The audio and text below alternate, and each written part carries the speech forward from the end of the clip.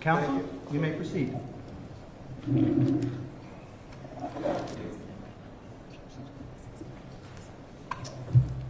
Morning, Detective. Good morning.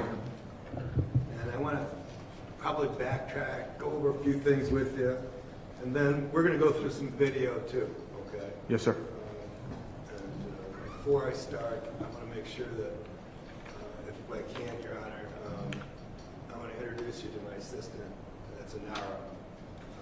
They make believe I'm the boss at the office, but I'm not the boss at the office. And she's going to handle some of the video stuff as we go through, okay? Okay. But let me get back to where we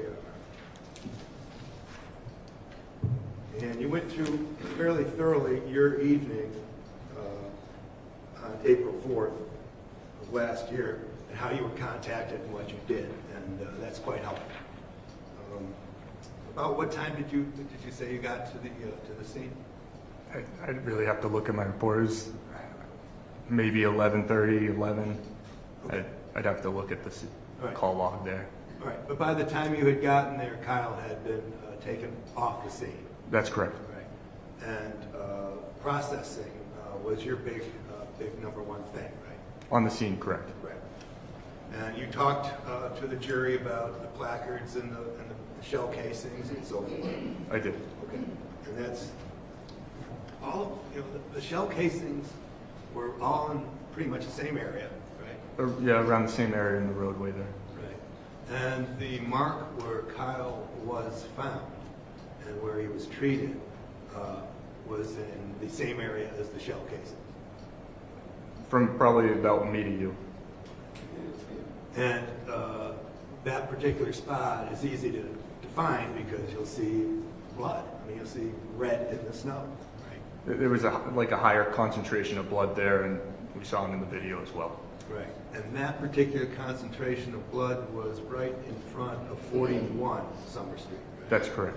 And 41 Summer Street is the residence of Jason, right? That's correct. Okay. And in fact, it was right in front of his front steps, right?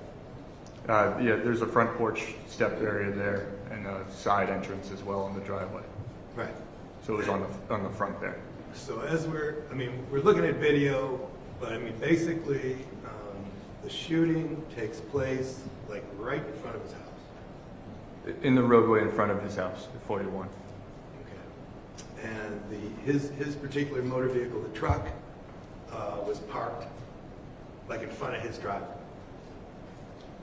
When I responded for the crime scene or during? No. During the videos. I'm just trying to go through. During the videos, it's in the roadway of Summer Street. Right. When you got there, the vehicle was in the driveway. Yes, it was. Okay. And you were processing. Now, let's go through this. You showed the jury. Let me just approach for a second. Mm-hmm.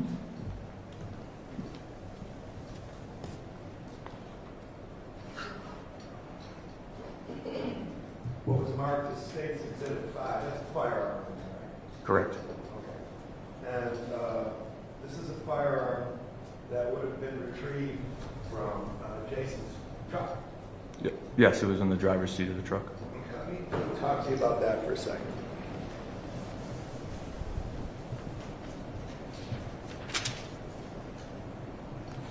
Your understanding and the means in which you actually procured the firearm is that Jason gave police permission to go into his truck and retrieve it, right? Yes. And when they retrieved it, they noticed that it was lying right where Jason told them it would be. Yes. And that he had made sure and told them that what he did with the firearm was to remove the magazine, separate it from the firearm, and leave it there for them, right? I'm not sure what he told other detectives there. I was told that it was going to be in the driver's seat. Right. And that's how I found it. Yeah, you saw it separated from the magazine. Correct. All right. Nobody from Rochester PD separated the magazine from the firearm. Not from my understanding, no one touched the firearm. All right. So I guess we can infer that if nobody else did it, Jason would have been the guy that did it. Right? That would be, yeah, correct. Okay. And he would have done it prior to the police getting it. Yes. And your understanding is that when he was asked for permission to search the truck, he readily gave permission to the Rochester PD. Yes. There was a form that he actually signed, I believe. Yes, I believe he had signed a permission to search form through Detective Garson. Right, and just briefly for the jury, the permission to search form kind of lays out his rights where he doesn't have to give permission to the police, right? That's correct. It's a form that basically explains what we would like to search and the fact that you have a constitutional right to say, no, we don't want this to be searched. And that way we'd have to look at other means if we'd have to go through a search warrant, other options. Right, but you didn't have to go through other options because, quite frankly, Jason made it easy on you. He signed the consent to search, which granted us the right to search him. But also during the processing, it came to your understanding that Jason communicated that he actually had video cameras, right? Correct. And again, that coming from him to you was something that he volunteered, right? Yes. And he volunteered it, and not only did he volunteer that he had video surveillance, he actually said, again, you don't have to get a search warrant. I'm allowing you to go and take whatever I have. Yeah, he signed the consent form for the Night Owl DVR systems. Right. And those are in fact, one of those systems shows that good shot of his driveway straight down to Summer Street, right? It does show the driveway there. And that's from his system that he voluntarily said you can have. Yes. And then your understanding is that he agreed to go to the police station? I was told that he had surrendered and was detained and brought back to the police station when I had responded to the station for the initial evidence crime scene. Right. When the Rochester police got to the scene, he didn't give him any problems. He said... Not that I'm aware of, no. Right. Watching video, I don't see that either. And he just readily went with the Rochester PD to be questioned at the Rochester Police Department? Yes. Okay. So I want to make sure that's where we are for that evening. Also, there's an indication that once he parked the truck and prior to the police getting there, there's no indication in the snow that he tried to back the truck up or evade anybody, right? I didn't see that, no. He basically stayed there and waited for the police to come. Yes.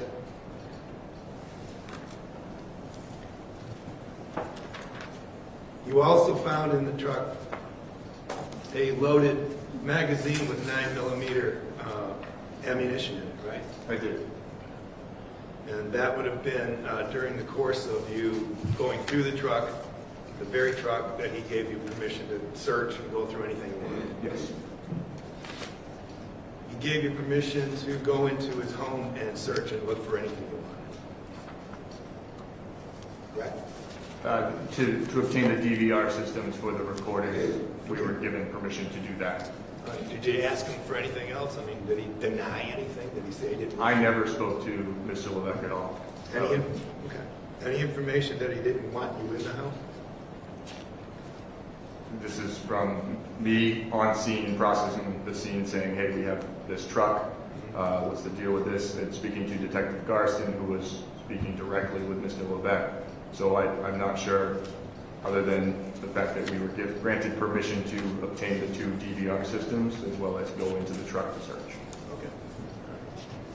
Now, you showed, we were viewing videos yesterday, and some of them were tough to watch, not only because of the content, but because of the distance. It looks like small people. It's tough to see actual, humans even interacting. Would you agree? I wouldn't really agree with that. I can see 2 people living face to face. I can't see a conversation, but I can see the movements of the bodies. You can see some movement, but that first one, that Exhibit 2 from the state that was shown, the first series on that, is from a distant camera from 43 Summer Street, correct?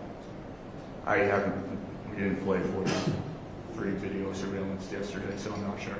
Well, actually, we did. The 43, the audio. Yeah, it had audio on it. Okay. I'm trying to recall. I think you actually went through, well, maybe we didn't, but I mean, you actually went through it, right, 43? I did in the course of my investigation. I don't recall that specific camera angle being shown yesterday. It's okay, we're going to get to that. 43, you went through line by line, second by second. You tried to break it down, right? Yes, sir. But that 43 video is a distant video. That one is the furthest video away in the scheme of, distance to where the location was, correct? Right. It's actually, you'd agree with me, tough to see the two individuals interacting closely. For that one, yes. But it did have audio on it that you broke down, right? Yes, sir. And you broke it down specifically. It was recorded at 10:11:22 p.m., which would mean 11 minutes after 10, right? Yes. And 22 seconds. Yes. And it was at that point in time that you heard and recorded, yep, there he goes. I don't know. He's all the way out there. He better not do anything stupid. Objection, Your Honor. 10:11:22. In your analysis, you've got Angela LaChance saying, "Yep, there he goes. I don't know. He's all the way out there. He better not do anything stupid." Right? Yes. And that's part of your breakdown on that video from 43. From 43, yep. So on that breakdown from 43, you're also watching an individual that you would have identified as Kyle in your report. Yes, Kyle Violet. And in that particular video, just 8 seconds after that exclamation or that statement, you note in your report that Kyle is up close to Jason Levesque, who is outside his truck. Right? I do. And then at 10:11:37, you note that Kyle begins walking away from Jason back towards his house, right? Meow? If that's what it says in the bullets, yes. Yeah. Because you're keeping second by second track of this. Yeah, I was using a VLC player with a frame by frame, so you can click multiple frames in 1 second span, just because the movements were very quick. Yep. And then at 10:11:37, you've got it noted that Kyle begins walking away from Jason back towards his house, right? Yes. But at 10:11:41, you hear Angela say, he better not do anything fucking dumb, end quote, right? I do. And 4 seconds later, Kyle turns around and begins walking back toward Jason. Yes. So he doesn't continue on his way to his house, right? Not at that time, if I note that he's walking towards Jason. And right after the statement from Angela, you see on the video Kyle turning around and walking back toward Jason, right? Yes. Nothing would have obstructed him from going right home, right? Correct. There was no firearm displayed at that point in time, was there? No. And again, we don't have audio, so you don't know what was coming out of his mouth, right? From my understanding, that audio camera was the only one that had audio. You're not able to hear any conversations. If they were screaming at each other, I would assume that we could hear that because we can hear Kylan screaming outside. We can hear the conversations inside from Angela to her daughter, and we can hear them yelling outside, but the audio doesn't pick up what is being said between Mr. Levesque and Mr. Violet. That's Right, correct. Right. I mean, you don't know what Kyle is saying to Jason. Not at all. You didn't know what he was saying when he was up close to him, right? Correct. You don't know what he was saying when he turned around and was pointing at things, right? I do not. And you don't know what he was saying when he, instead of going home, turned around and started back toward Jason, right? That's correct. And again, that's before any firearms display. Correct? Yes. Now, the shooting takes place just a second or two after that, right? From your breakdown. Yes. So it happens very quickly after Kyle turns around from walking away and then goes toward Jason. The first shot. Yeah. Okay. Agreed? I'd agree. And that's from that angle. Did you do any other video work? Did you slow it down? Did you blow it up? Did you do anything like that? So on all videos, I would either use the frame by frame, and then on VLC Player has an interactive zoom, which is just a zoom feature where I can take a box and drag it towards a certain area, and zoom doesn't distort anything, but it makes it bigger so I can see. So I did do that to see, try to capture more of the movements or anything. Okay. Well, we're going to show you a few videos in just a second. They're defendants with A, B, and C. A, B, and C. Okay. And a lot of what you just described, like blow up and slow down, and definition, Yep. is going to be broken down in those. Okay. Okay. All right. And I'll ask you when we show them, with the court's permission, if you can step down in the well, because I'll have some questions for you, as we go through them. Okay. Okay, good, fair enough. If we could set up, Judge. Thank you. Let's see if we can make this work. Okay. Why don't you stop it right there? There we go. It's kind of self-explanatory. We've got a box around an individual there, and that would be Kyle Violet, right? Yes. Okay, and this is the video from 43 Summer Street, right? Yes. Okay, why don't we continue?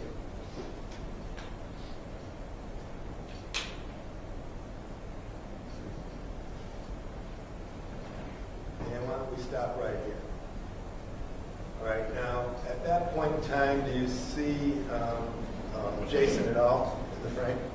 He's partially obstructed by the door. Right, he's actually bending down, right? Yes. Right, so he's bending down. Is there any indication from that frame that Jason even is aware that Kyle Violet's approaching him? Not that I can see. Why don't we continue? Okay, why don't we hold right there? Now, this is the initial contact, or the initial approach by Violet to Jason, right? I have to watch. You're combining different clips. This is a 41 Summer Street, so Yep. I couldn't honestly tell you yes it is, because I know that he goes back and forth multiple times. Okay. So with you combining them, I'm not sure. No, that's fair. And what we're going to do is we'll continue with this so you can identify if you believe it's the first contact. Okay? All right, let's go.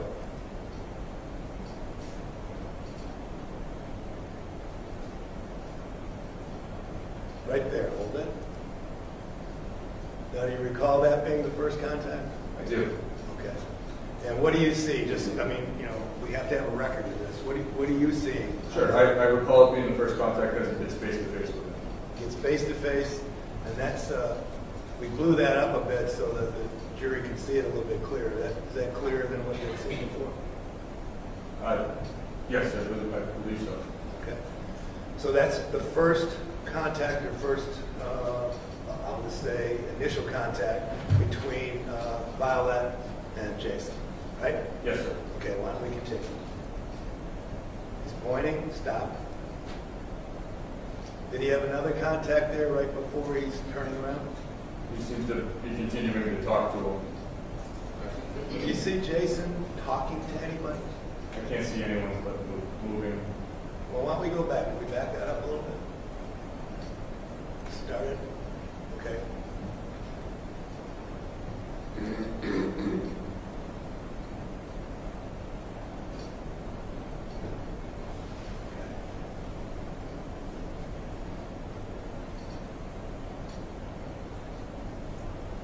Okay, stop. And that's the first contact? Yes, sir. All right. And let's start it again. Now stop. That's the second, right? Yes, sir. Start it again.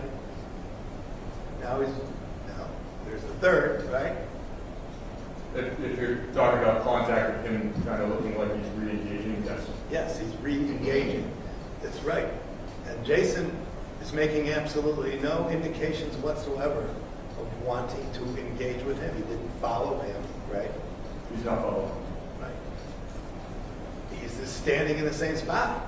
Right. He is. Good. And now we got Kyle walking away for a bit, right? Stop. Now he's looking back. He looked back. He started pointing, right? Yes. It appears as though he's saying something, isn't it? It looks like he's saying something. Does it look like Jason's saying anything? Doesn't look like it. Why don't we continue? Still pointing, right? There he is. Yeah, now he's turning back. And when he turns back, that's when the firearm is raised and he's shot. He discharged. Correct? So this is a combo of different screens. It is. You can stop right there. So in my opinion, when I'm looking at that, this makes it look very quick, as if he shoots the one shot and then instantly shoots the 5 others. When I'm looking at the other DVRs, or the VLC, frame by frame, I see that he walks 5 steps forward while Kyle Violet is on his back trying to crawl away. No, we've got that too. Okay. All right. So that's... No, I'm just trying to get the number of times that Kyle engaged with Jason so that the jury can see what we're talking about. Okay. And I think we're up to 4 or 5 when he You turns could be in. correct. Yeah. Okay. So if we can continue.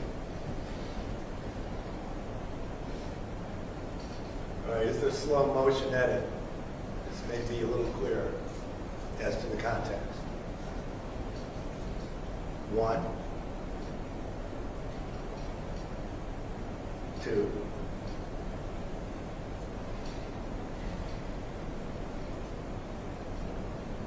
3,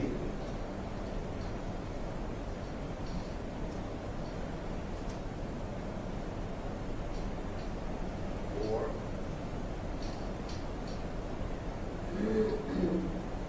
5, 6.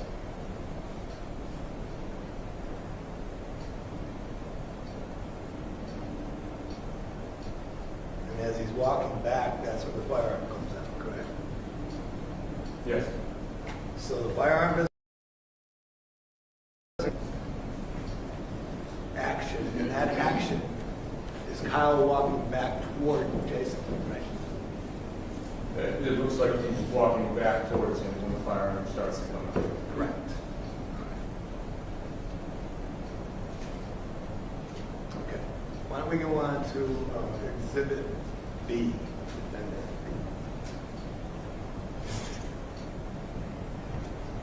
So the record is clear, Exhibit B is also a full exhibit, correct? Yes, sir. Thank you.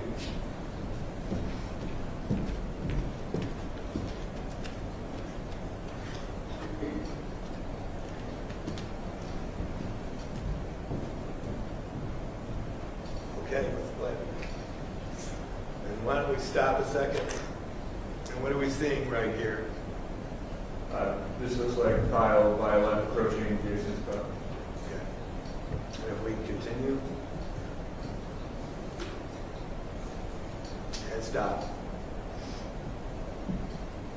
Now that's a pretty clear depiction of the initial contact, right? Of the two bodies, yes. Yes. And as we saw, the only person approaching another person is Kyle approaching Jason, right? Yes. It appears there's 2.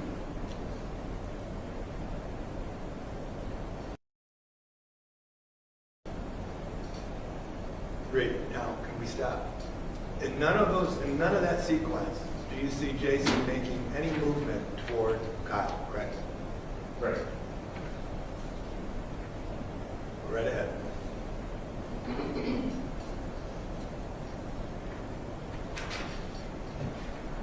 Stop. Sound, and it looks like Kyle's motioning and saying things to Jason, right? It does. And that Jason's doing nothing but standing. Correct. Continue.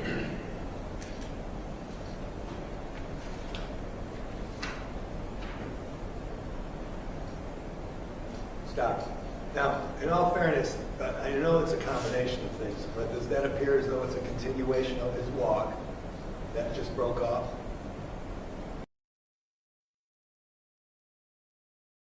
And you had a good camera angle from the front of 41 Summer Street that would have shown this as well.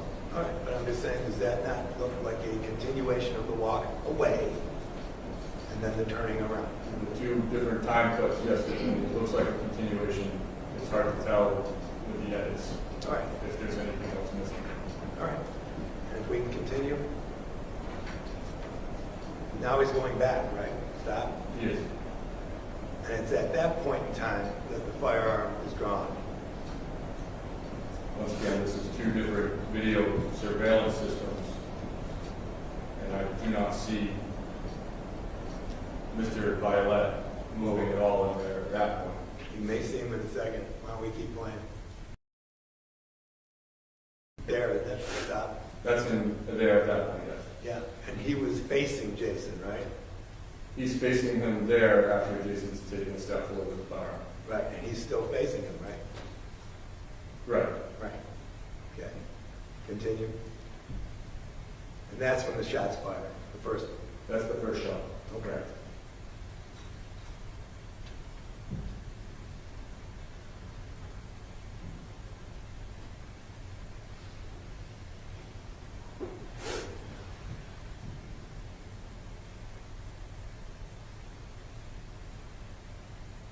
Okay, thank you.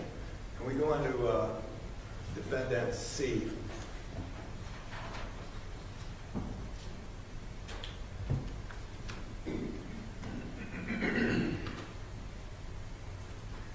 Okay, why don't we stop right here? Now this is the shot, the camera from the garage area at 41. Correct.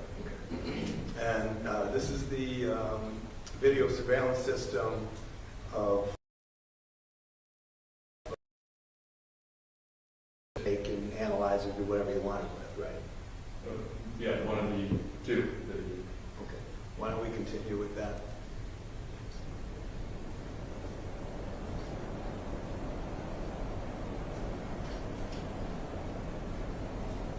Why don't we stop?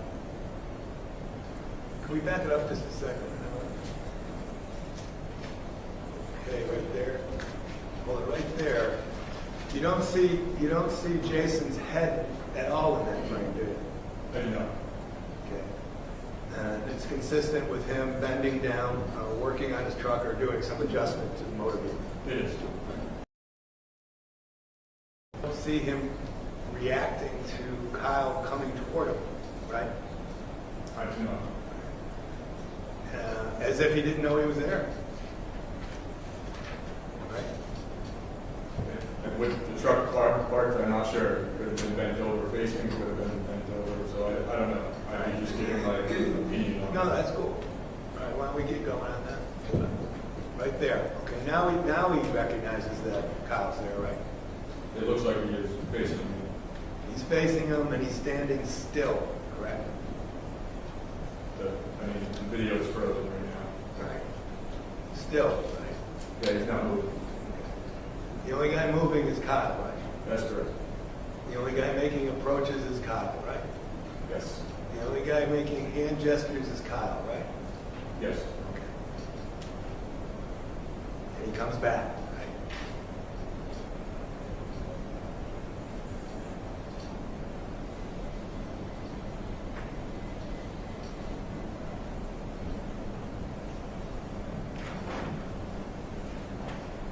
Thank you. You can resume your seat if you could. Thank you. Can we set the video, or put away the video? Yes. Thank you.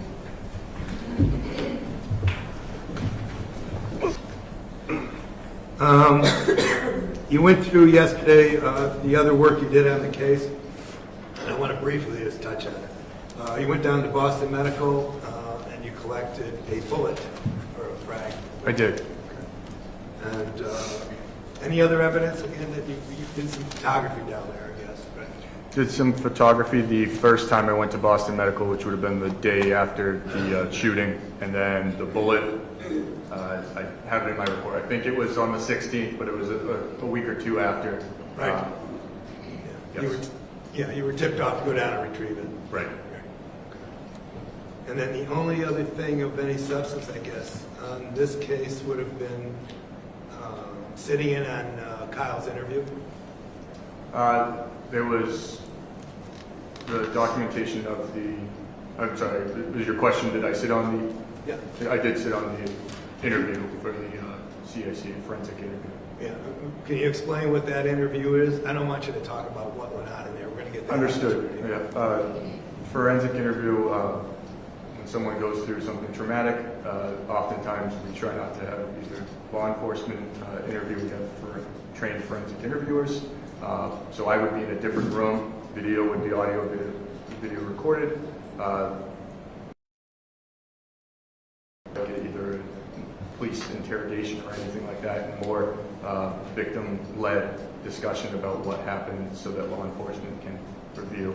There is a time where I can, the interviewer might step out and I might ask, okay, can you talk about further questions? But that's really what the interviewer would bring up after. And then I get a copy of that video to be able to review it. The goal is to make sure that we're not constantly having law enforcement go interview someone that went through something traumatic, my partner go interview the same person, then DCYF or medical or anything, trying to re-traumatize someone saying that they went through something traumatic multiple times. Right. And you want to do it in an environment that is, it's not a police station. Yeah, it's not at the police department. This one would have been at, I think, Haven, over at the community center in Rochester. Right, it's not even in a police facility. Correct. Right. And you do that so that the individual, whomever that may be, is relaxed and so that they can be candid. That would be the goal as well. That is the goal, right? Yes. The goal is to make sure that they're not constantly being interviewed multiple times too. Right, and that they give you accurate information. Yes. If I could just have a second. Yes. So you mentioned the VLC player, both just now with me and while you were speaking with defense counsel. Can you just tell us briefly what that is in broad terms? Sure. I am by no means a software expert. It's a different type of video platform that has other options to be able to. So I don't have a frame-by-frame in Windows, so I'm constantly pausing. You saw how many times you had to pause. VLC player offers that frame-by-frame option, so that's generally used as a desired use for investigation. So as you're viewing these videos during your investigation, did you view them in a frame-by-frame I did. setting? Are you able to demonstrate for the jury what that looked like as you were viewing it? Actually, technically, I'm going to move you over here with the court's permission, of course, just so we can maybe get this up with less distraction. And as you're kind of setting this up, are you able to tell the jury, are you doing anything to change the nature of the video itself? Do you want me to get this up first before? So I just need the file here. So I'm going to the USB, the file, I'm right-clicking, going to open with. Instead of Windows Media Player, I'm going to VLC Media Player to open that. Is this a photo editing software? This is, to my knowledge, no, not a photo editing, it's just a viewing. I'm not sure if it has those features. I don't know how to use those. So as you were viewing the video in the way that the jury is about to see, during your investigation, were you altering the, I'm going to say integrity of the video? No.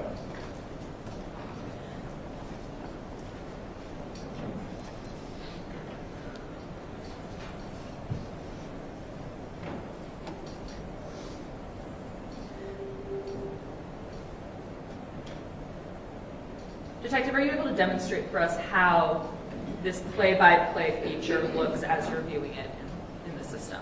Sure. Can you all see? Yes. Everybody So hear it? Okay. the bottom screen over here, can you all see my mouse? Yes. Yep. This feature right here is frame by frame. So when I click it, I want you to just pay attention to each shot is different. You'll see that it's snowing, you see the car moving, but you can see that I'm clicking it sometimes and that the second button up here is not moving all the way. So that's showing that there's multiple frames in 1 second. So if I click it really fast, you'll see that now we're at 5, now we're at 6. So that was a way that instead of just pushing pause, pushing play, pushing pause, and missing something, I wanted to at least see frame by frame because I think we can agree that what everyone does matter in this case. So, Detective, I'm going to ask you to do that again for a different portion of this video. Would you be able to move the timestamp, essentially the time bar on this video, so that it is at approximately 1 minute and 15 seconds? Is it 1 minute and 15? Yes. Yes, ma'am.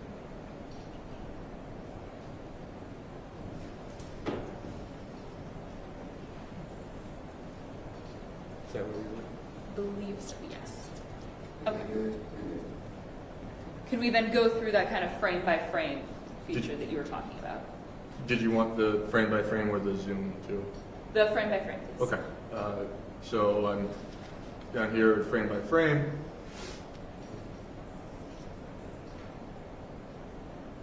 I think I told you the wrong time. If I did, let me double check that. I Shouldn't- apologize. This shouldn't- is you have more experience on this than I do. The bullets say like 22 something. We fast forward it to where it is 22:16 at 42 seconds. Is that about where we're at? Okay. Can we go frame by before we go frame by frame? Can you tell us what we're looking at in this video? This is at 16:40, so 10:16. 40 seconds in, and this is the point where Mr. Levesque looks like he has his firearm pointed towards the direction of the fire. Okay. Can you go frame by frame for us?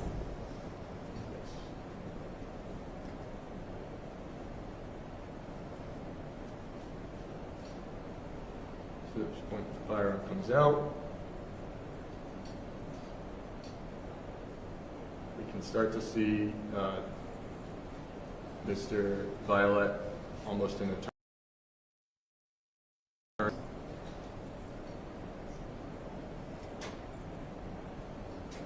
And at that point, I just want to pause you here. Are you able to tell, you'd mentioned just before this that Mr. Violet appears to have turned and seen the gun. Can you tell what direction his body is moving after he has, I'm going to use your words there, has seen the gun, has turned and seen that? It looks as if, say the houses are behind us and I'm facing, it looks as if he's turning towards the right to turn away. To turn back in the direction of his house? Yes. Okay. Please continue with the frame by frame. So You this- pause. At this point, are you able to tell which direction Mr. Violet was heading when the first shot was fired? At this point, with this video, no. Okay. Has the first shot been fired at this point in the video? It is currently tell being us- fired, yes. Can you tell us kind of how you can tell? We can see that explosion from the barrel of the gun. Please continue.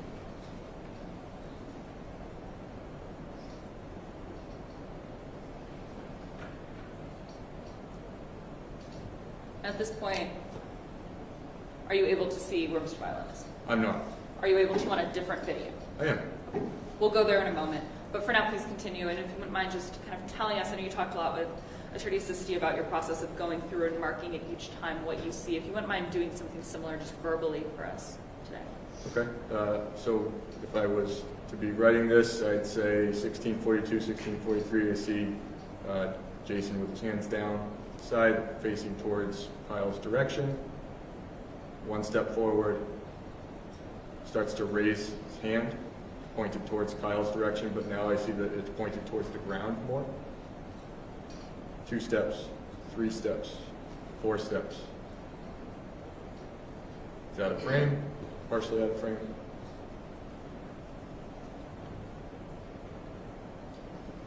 starting to walk back towards the truck, turns around to look, appears to be looking down, turns back towards the truck and starts walking back towards his truck. I think we can pause this frame by frame here, and I'm going to see if we can open one of the other videos, the porch view, if you would mind. So porch view, I'm right-clicking again, and instead I'm opening with the LCD media player.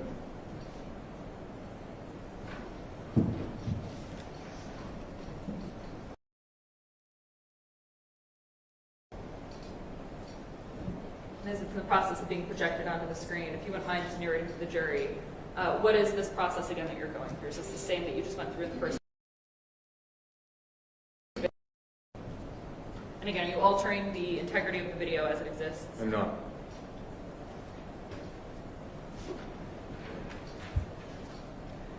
Would you mind fast forwarding to 22/16/36?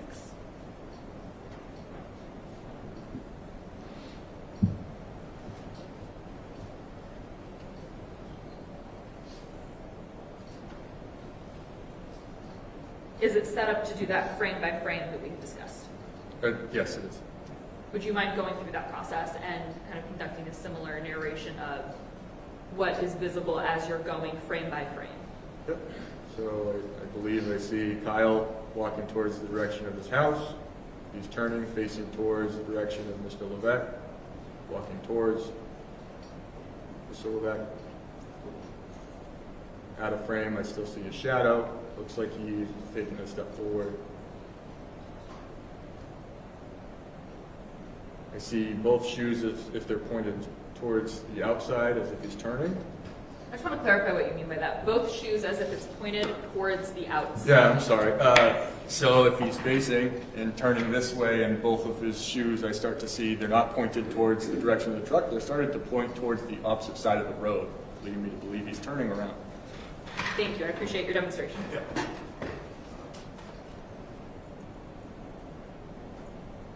At this point, I'm starting to see Mr. Violet fall down to the ground.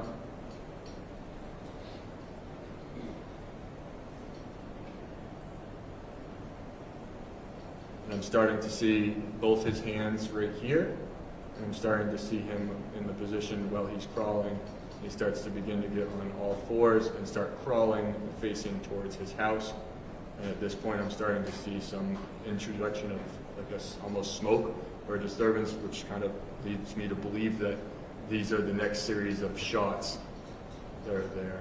Would that also be consistent with where those shell casings were found and It where would. the blood was located on the scene when you arrived? It would.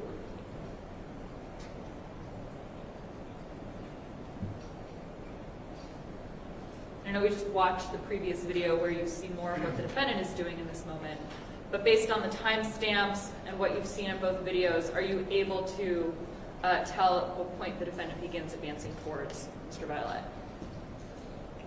I'm sorry, can you ask that? Yes. So are you able to tell based on looking at the video we just watched and this one, as well as what both parties are doing during those videos, where Mr. Violet is located when the defendant begins advancing towards him after that first shot, where his body is placed? Where Kyle Violet's body is placed when Mr. Levesque advances towards Yes. him. He's on the ground. Looks like he's either on all fours or trying to crawl facing towards his house Thank you. Please continue. with his back up.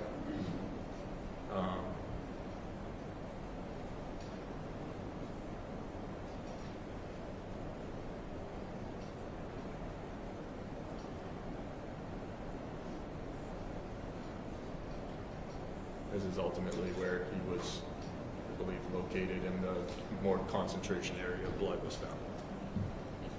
Your Honor, one moment.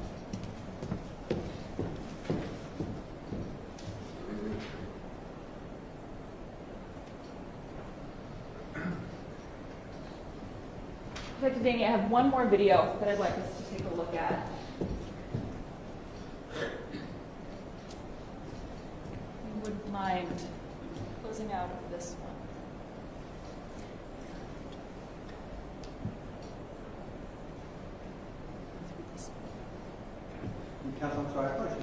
before, all the videos you're showing him now, these are all contained on State's Exhibit 2. Yes, I apologize, Your Honor. I should have That's all right. clarified that. These are all in State's Exhibit 2. They will all be made available for the jury. Just want to confirm what we're looking at. Yes. So these are multiple files on State's Exhibit 2. Thank you. So Detective Daney, is there any other way that you were able to view these videos besides that frame by frame in this media player? Yes. What else did you use in order to enhance your viewing of these videos? There's a feature called interactive zoom, which you can get a highlight box and kind of drag and drop to an area that will zoom into that area to see a little further. And I think I asked this on the other videos as well, but I'm going to ask it again. Does this alter the integrity of the video as you're looking at it? No. Are you able to demonstrate for us what that looks like on this video? Let's go to tools, effects, filters, video effects, geometry, interactive zoom, hit save. Now I have a box that I can highlight an area that I might want to watch. And I just want to be clear for, it looks like there are two little screens. Yes, on this. correct. Can you tell us what this one in the corner is? The corner screen is the actual view of what the, it contains a white box that you can drag and drop to an area. So for instance, if I wanted that top left corner, I would drag and drop, and now this bottom part is that zoomed in area of that white box. Thank you so much for clarifying that. If you wouldn't mind, on this video, fast forwarding it to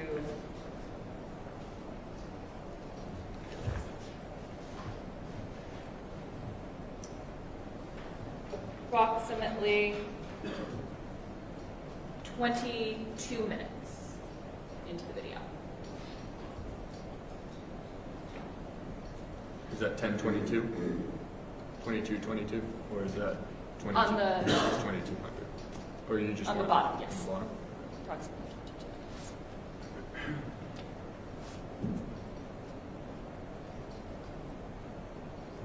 2155 is fine. Are you able to then move that box so that the focus is exactly that? And can you just narrate for us what is in kind of focus of this zoom?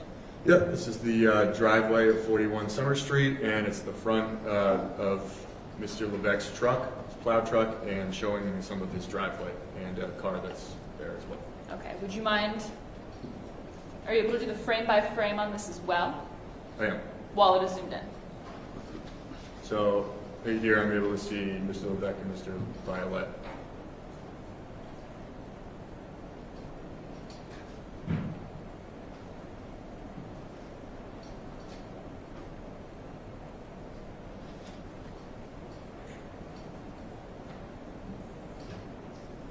Did you want me to continue? Yes, frame by please frame? continue. I know you discussed earlier with Attorney Steve that you are not able to hear what Mr. Violet is saying in any of these videos. Are you able to hear if the defendant is saying anything either? No, there was no audio in any of these videos. Are you able to say with confidence if what was said by either party? No.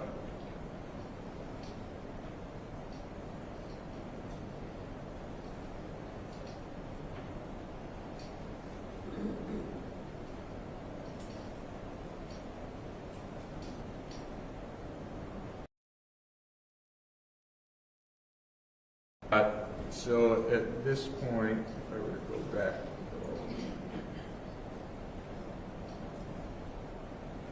sorry.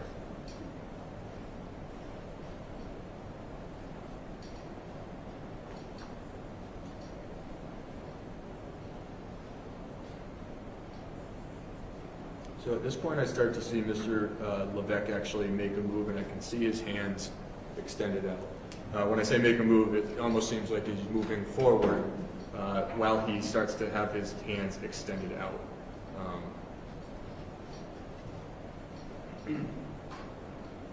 And I see Mr. Violet taking steps forward, and I start to see him turning around and walking backwards while Mr. Levesque takes a step forward. And then with the hands going down. I just want to clarify for a moment. When you said had his hands out, is that in general his hands are just kind of out while gesturing? His hands look extended out as if he's holding a firearm. Thank you. Please continue with the frame by frame. So hands were down, hands, this is what I'm talking about, with hands extended out as if he's holding a firearm again, and now he's starting to take steps forward. And I note that the focus and with the hands also seems to be at a downward angle. And he's walking back, looking back, and walking back. Thank you, Detective. You can resume your seat.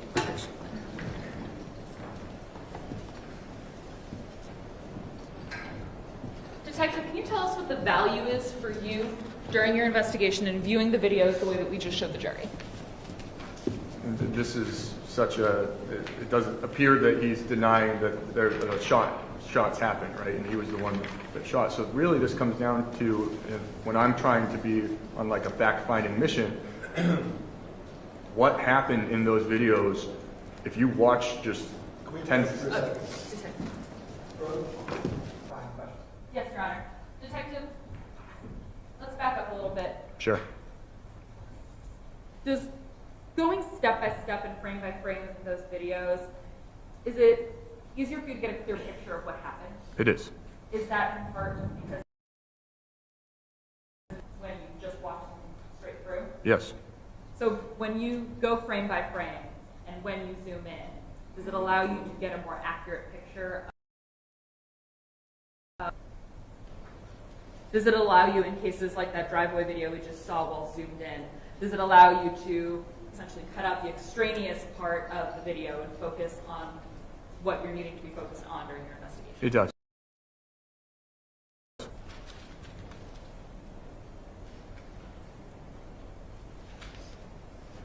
One moment, Your Honor. Detective, I have no further questions for you. Defense may have you. Thank you. Briefly, Detective, that was a helpful presentation.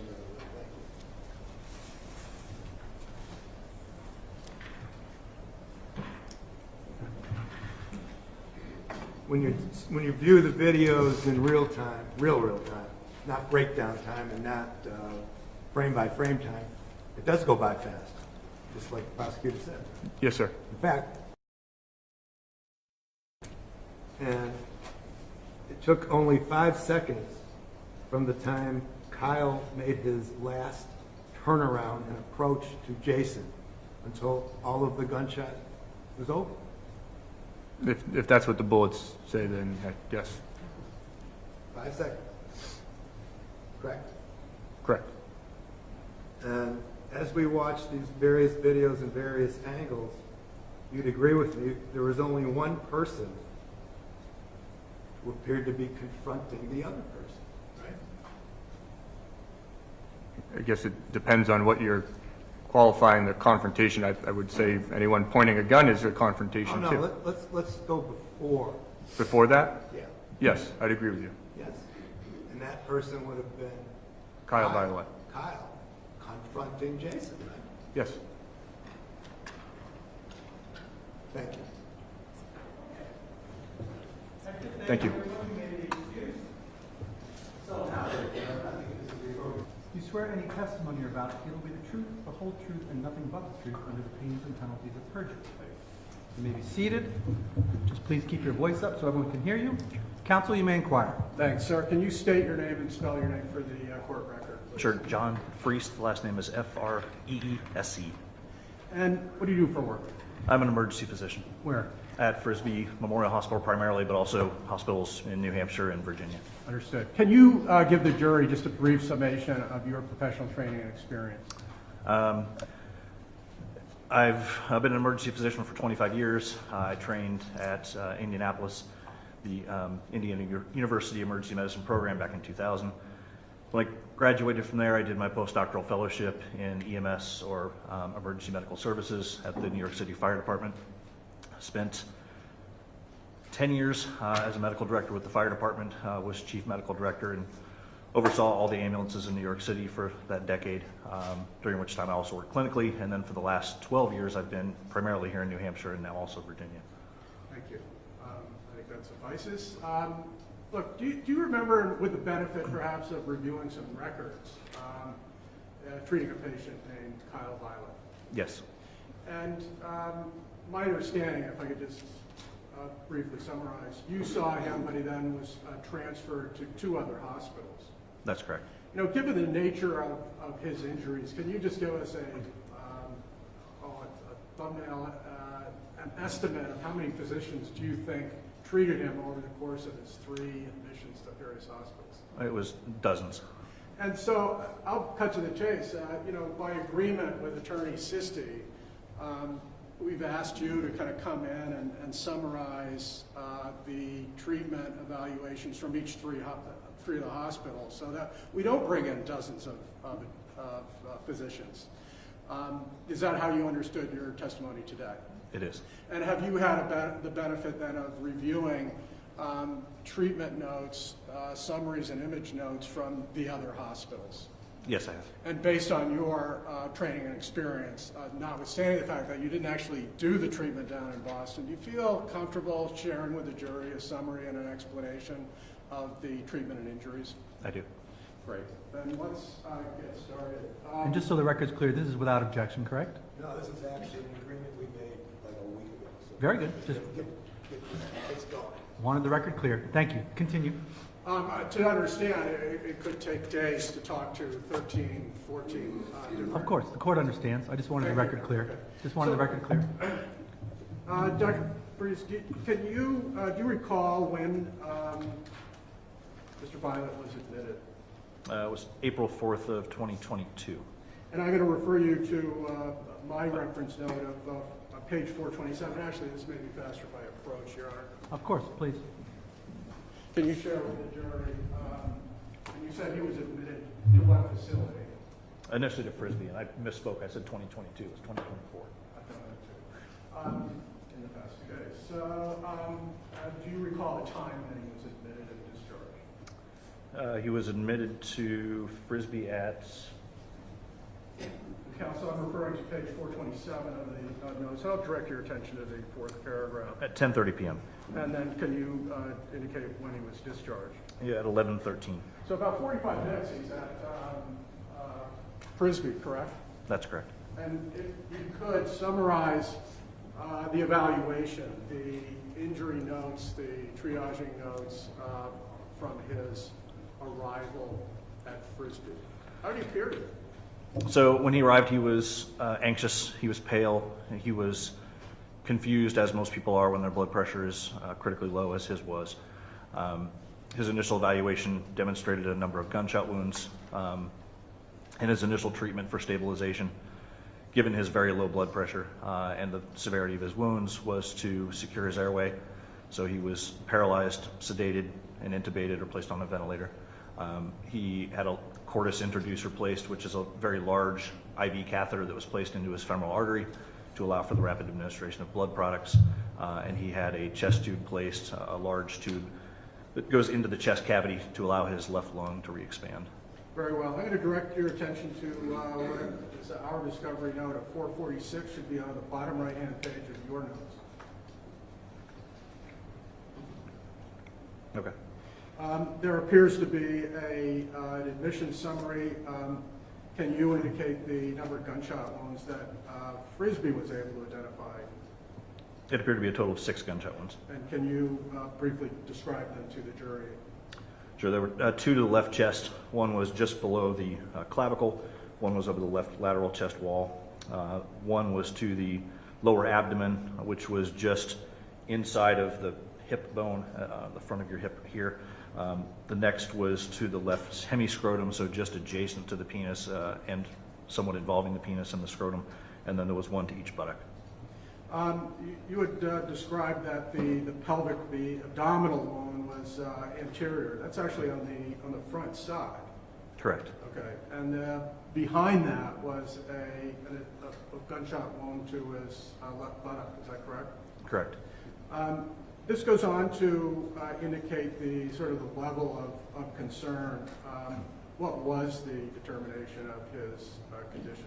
He was critically ill, And would you consider critically ill to be life-threatening? imminently. And so you had made some additional notes that I don't understand. The patient was notably, and can you share that word,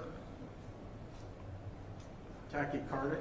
The patient was notably tachycardic or had an elevated heart rate and markedly hypotensive, meaning his blood pressure was incredibly low, with an initial systolic blood pressure in the 50s. And then what did you do in response to that, if anything? So, as mentioned, he had the cordis introduced replaced, which was the large bore IV. He had 2 units of blood that were initially ordered, the intubation, placing him on the ventilator, like I mentioned, and then immediately after the intubation and placing him on a ventilator, the tube thoracostomy, or the chest tube, was placed in his left chest. I noticed that the notation uses the term a massive transfusion protocol. What is that? Most hospitals have a transfusion protocol that requires the administration of multiple blood products in the case of a critically ill patient who appears to have significant bleeding. So it includes the administration of not only red blood cells, but also products to help to replace the factors that allow you to form a blood clot, so that you have all aspects of your blood being replaced. There's a notation on 427 that indicates at 2240 PRCP Unit 1 and then Unit 2 both transfused within 10 minutes. Is that notable to you? Yes, it's a rapid infusion, as we would expect for a critically ill trauma patient. And so after making these assessments, what do you actually do at Frisbee Memorial? So like most smaller hospitals or critical access hospitals, the role of a smaller hospital is to stabilize the patient so that they're able to survive transfer to a tertiary facility or a higher level of care, or in this case, 2 higher levels of care. So our goal was to maintain his blood pressure, maintain his airway, improve his breathing, get in touch with a trauma surgeon at a local hospital, in this case Portsmouth, and move in there as rapidly as possible. And did they agree to receive this patient, Mr. Violet, at the Portsmouth Hospital? They did. Dr. Cromer accepted the patient. In fact, was this situation so acute that you essentially held off on doing other diagnostics that you would have normally done? Yes, and that's standard for someone who's this critically injured. And so you've indicated to us that at 23:13, he actually left for Portsmouth. Correct. And I want to then turn your attention to the documents that appear to be generated from Portsmouth, which begin at 468 of our discovery. Okay. What I first see is what appears to be a summary of a CT scan report. Yes. And can you please explain the observations or the diagnostics that are referred on 469, the following page, concerning stomach and bowel? With regard to the stomach and bowel, there were a few punctate metallic foreign bodies within the lumen of the stomach, which were felt to represent bullet fragments that had been swallowed by the patient. There were no evidence of any bowel injury on the CT scan itself. And so at this point, they hadn't yet diagnosed perforation of his bowel that was eventually they performed surgery on. Correct. Can you return then to the, give us a summary of the findings for his lungs? For his lungs, there was the chest tube that we had placed at Frisbee that terminated near the lung apex or at the top of the lung. There was fluid within the chest tube itself, which was the blood that was coming from that tube. And there was a small left-sided hemopneumothorax, which is a combination of blood and air that remained in the chest even after re-expansion of the lung with that chest tube. There's a heading called osseous and soft tissue chest. Can you summarize those findings? The radiologist noted that there were several small metallic fragments in the left pectoralis muscle or the left chest muscle here, that there was a larger metallic fragment that was just in front of or anterior to the first rib, and then subcutaneous air or air beneath the skin that would be expected after someone had both gunshot wounds to the chest and a chest tube placed. Look, in that area that we're talking about, Can you share with us whether there are either critical nerve, veins, arteries, other organs that you would be concerned about for a major trauma in that particular area? Yes, there are, everything that keeps you alive sits right there. Your heart is just to the left of your sternum, primarily. The aorta, which is the artery that carries all of your blood to all of your body, leaves the heart and curves to the left and descends, as well as going up through your carotid arteries. The lung, obviously, and in this case, the artery that surrounds each one of your ribs, which by itself can also be a life-threatening injury. This report has a heading called reproductive. Can you just briefly share with us the observations and diagnosis? Yeah, they note that there is some subcutaneous air, so again, air beneath the skin within the left hemiscrotum or the left half of the scrotum. They were able to describe this as an entry wound that was adjacent to the left base of the penis, and then some small metallic foreign bodies beneath the skin that were noted, as well as several smaller metallic foreign bodies within the scrotum itself. And they were not able to visualize in this study the patient's left testicle. Understood.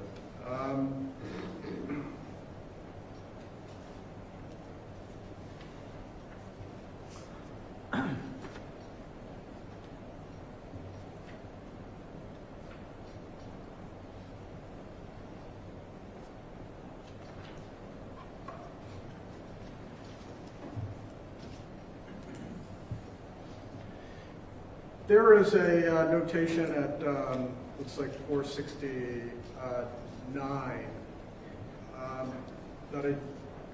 concerning the, again, this is soft tissue, tissue structures. Quote, there appears to be a potential exit wound at the skin surface of the anterior left lower quadrant of the abdomen. Yes. Just want to show you, if I may approach, Your Honor. Of course. Counsel, these are the photos.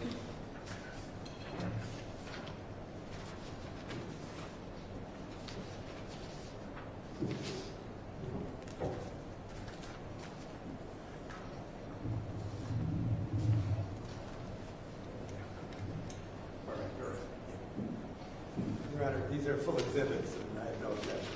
Very good. The record will so reflect these are full exhibits. I'm going to show you what's been marked as Stage 19. Just ask if you can explain kind of what you see. So this is, by definition, a critically ill patient, as evidenced by the fact that they're on a ventilator. The patient appears to be, his left chest tube still in place from what I can see from the lines. He has an oral gastric tube in place, which is a tube that drains the stomach of the gastric contents, or the stomach contents that you produce every day, even if you don't eat, and multiple monitors. I had originally asked you about the observation or the statement describing an exit wound in the abdomen. I'm going to show you Stage 21 and ask if that is consistent with the evaluation that was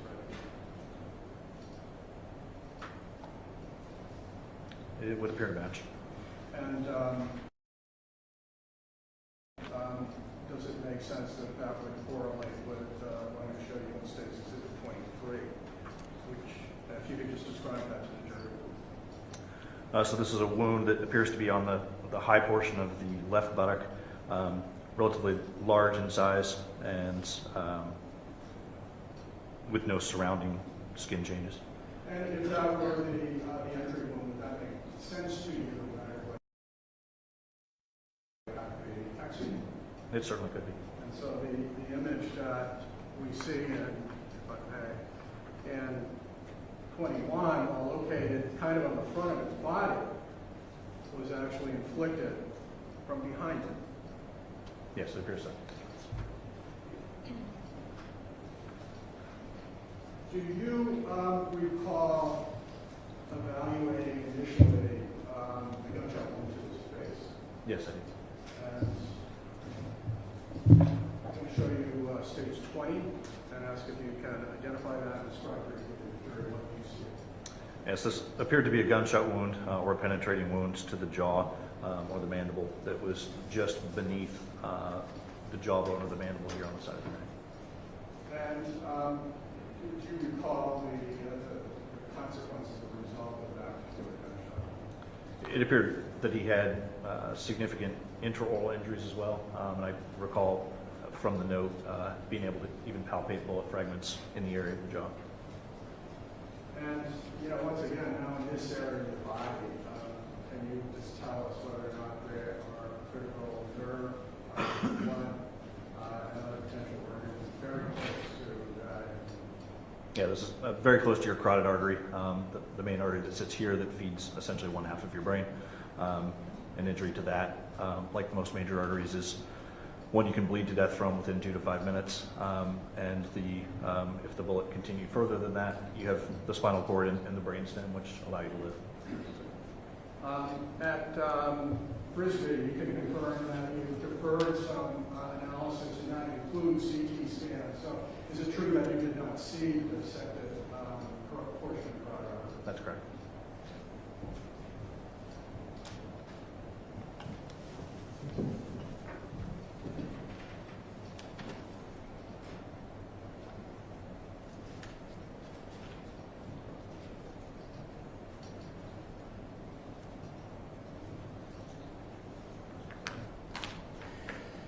There is a brief summary on 492, if I could refer you, before he is then passed on to Boston Medical Center.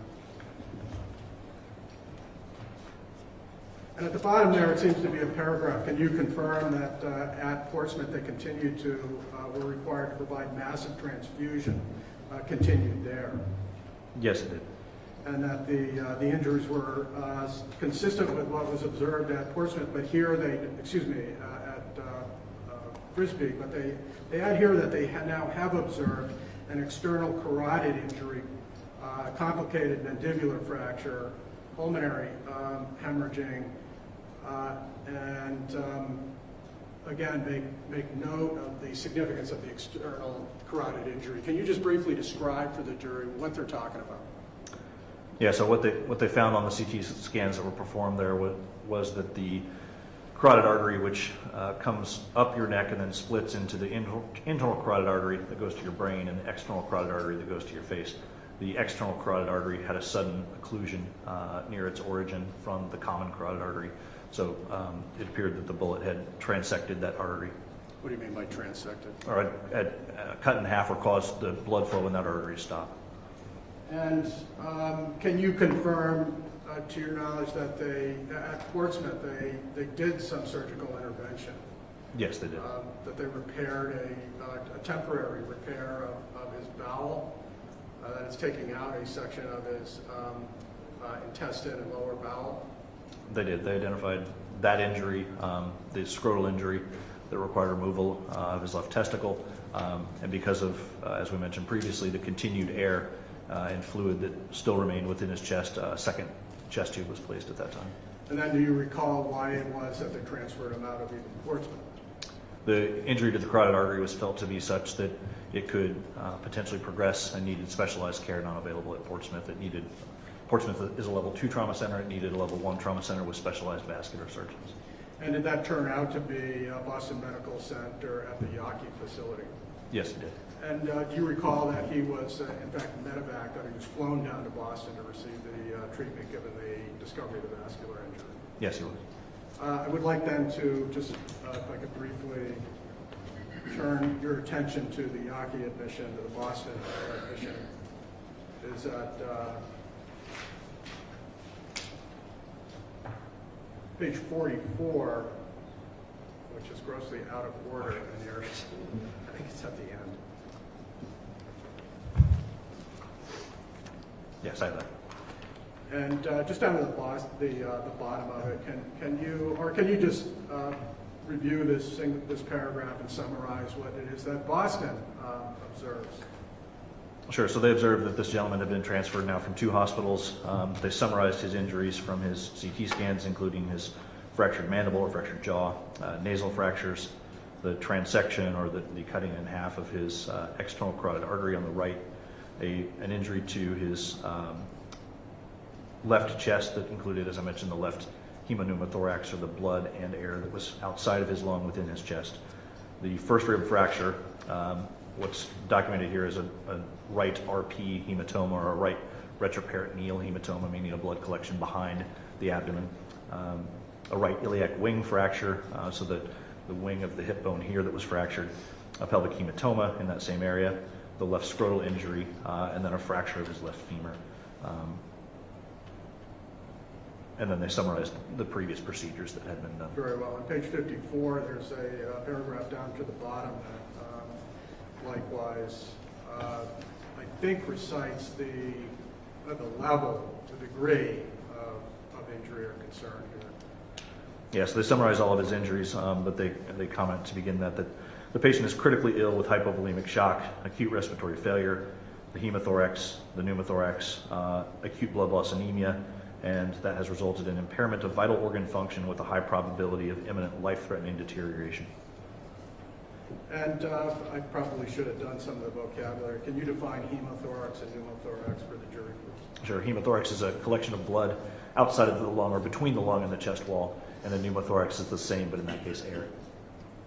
And on page 55, there appears to be a summary from a different physician who concurs that these injuries require involvement of highly complex decision-making to assess, manipulate, and support system failure. Yes. Does that fairly summarize Mr. Violet's condition when he reached and was evaluated in Boston on 4/5/24? Yes, that would be consistent with what we saw at Frisbee and what the documentation throughout says. And without getting into the litany of surgical interventions, significant medical intervention was required in order to save Mr. Violet's life. Yes, it was. So those are my questions. Thank you. Attorney Sisti, cross-examination? No question. No questions. Doctor. Doctor, you're excused. Thank you for your time. As close to the microphone as you can, and keep your voice up so people can hear you, okay? Okay. And whenever you're ready, and whenever counsel is ready, you may inquire. Good? Yeah. Great. Can you begin just by stating your full name and spelling your name for the court reporter, please? Kira Levesque, Kiralevesque. And, I want to be sensitive about some privacy issues, so I'm not going to ask about current, but I'd like to go back to April of last year and ask you where you were living on April 4th of 2024. 41 Summer Street. Who'd you live there with? My dad and my grandparents live downstairs. Who were the neighbors, as you know? Kyle and Angela. Let's move directly into the 4th. What were you doing earlier in the day or earlier in the evening of the 4th? I was working. And was that in Rochester? Yes. How'd you get home? My dad picked me up from work. And what did he pick you up in? A plow truck. Was your dad doing plowing as a job at that time? He was. And can you then describe for us what happened initially, right when you got home? We got home and we just started plowing our driveway like normal during a storm. And you say plowing the driveway, then this was, I think we've all heard this, we've seen some photos and video, whatever. It's snowing pretty good, right? Yeah. And can you just describe the sequence of events in plowing as you recall it? We got home, we were plowing down towards into our driveway, and we were doing that for a couple minutes, and then he switched around so we could get coming towards the opposite end of the street, and we're plowing it into our porch. And so let me just clarify. You lived in 41. Yep. The Violets lived in 43. Yep. And when you originally described plowing towards your driveway, you're talking about plowing at an angle across 41. Yes. And then turned around and went towards 43. Yes. Without getting into too much detail, were you aware of some prior, even if you want to call them incidents or however you want to characterize it, between your dad and Mr. Violet about the snow situation? No. You had previously talked about a snowstorm the previous year. Do you recall that? No. So, Kira, I want to be, just fair with you that this event is now, a year old. I'm going to guess that there are parts of this you actually try not to remember. Yes. Is that true? Yes. But do you remember making a maybe into the 5th down at the police station? Yes. You were informed that it was being recorded? Yes. And so I actually have a transcript that is a written version of that statement. Okay. And then my question to you is whether or not seeing, reading aspects of that transcript might help your memory. I'll look at it. Okay. Pardon me?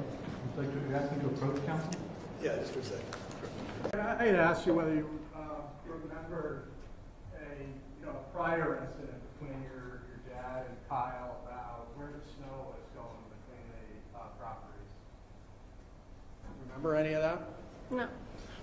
And then I had referred to a prior statement that night that you had made, and just asking if it would refresh your memory. Seeing it. Council, page 19.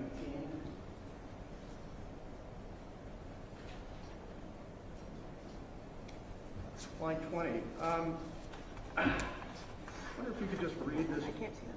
Yeah, you can take it. Well, this whole paragraph you can read to yourself. Let me know if that helps you remember.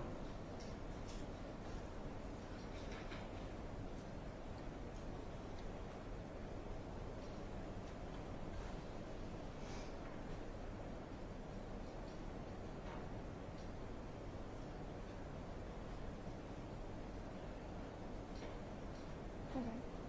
Does that help? I don't remember that.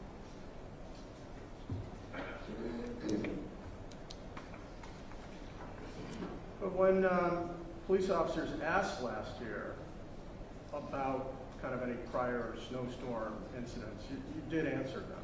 You said last winter there was this kind of conversation between Kyle and Jason, right?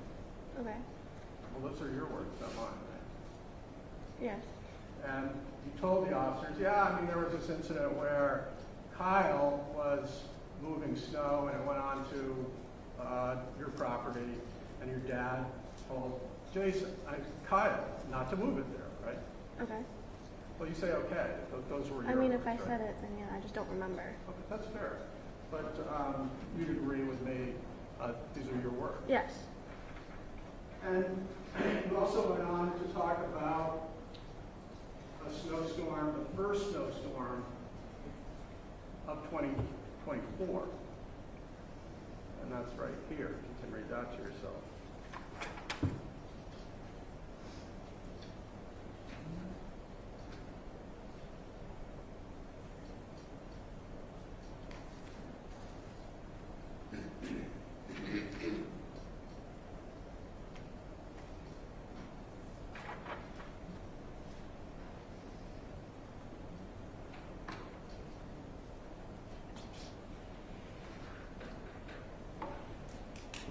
Okay. Does that help your memory? I mean, I don't remember, but But you told the investigators that I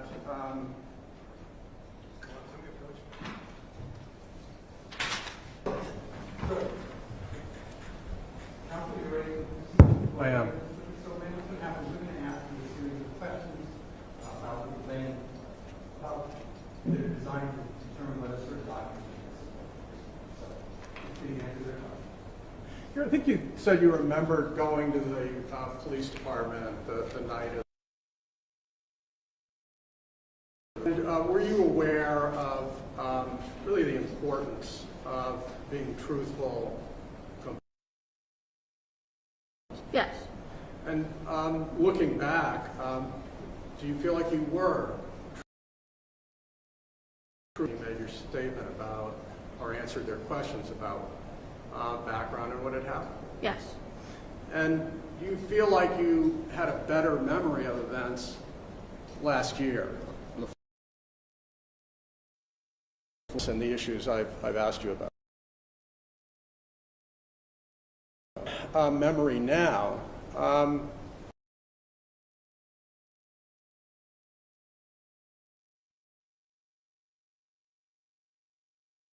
I've showed you. No. Yet a year ago, accurate. Thank you. Council, Thanks.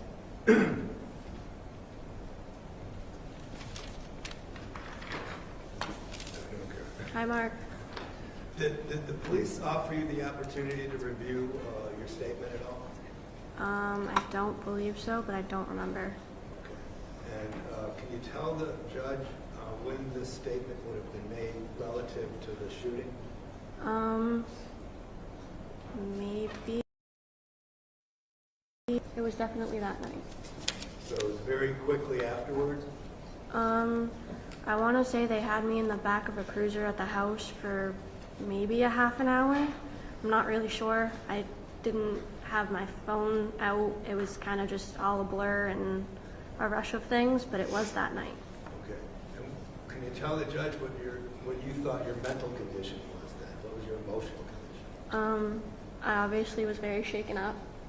I was in kind of just like fight or flight. I was in a very high state of anxiety.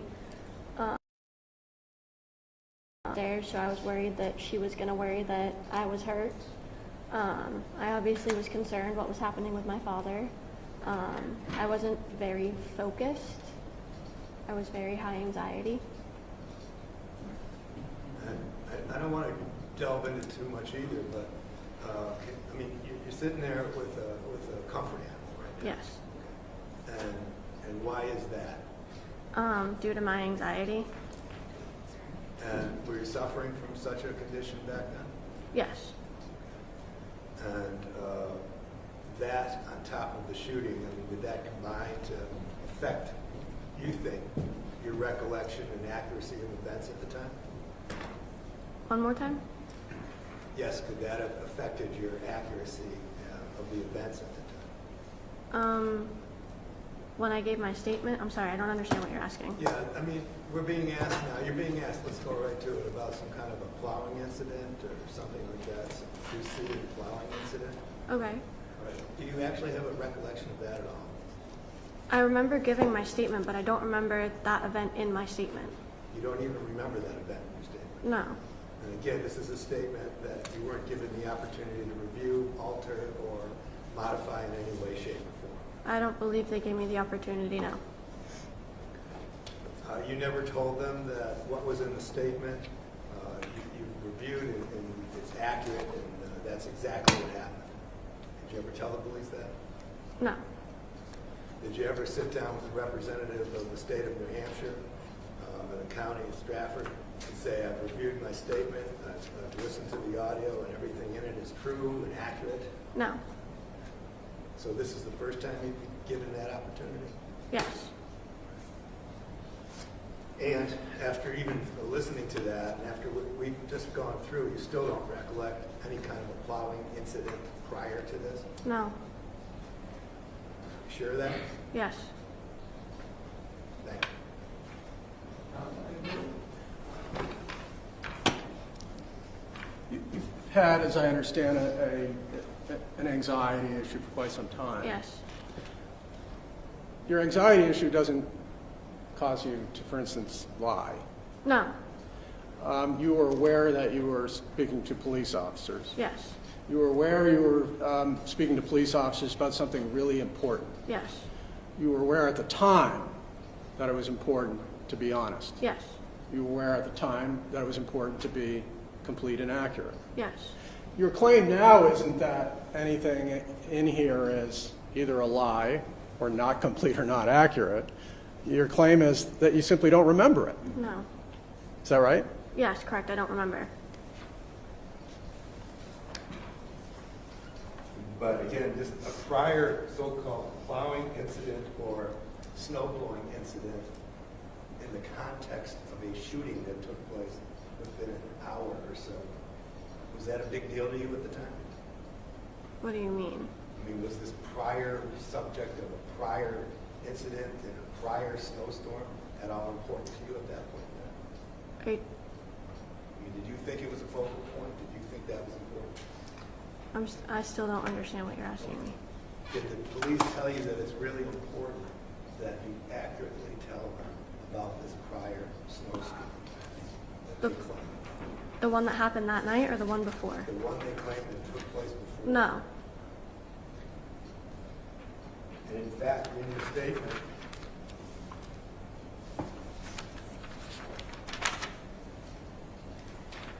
you indicate that it wasn't a big deal? If you remember? You remember that at all? What? Telling them that it wasn't a big deal? No. I didn't know before you said it.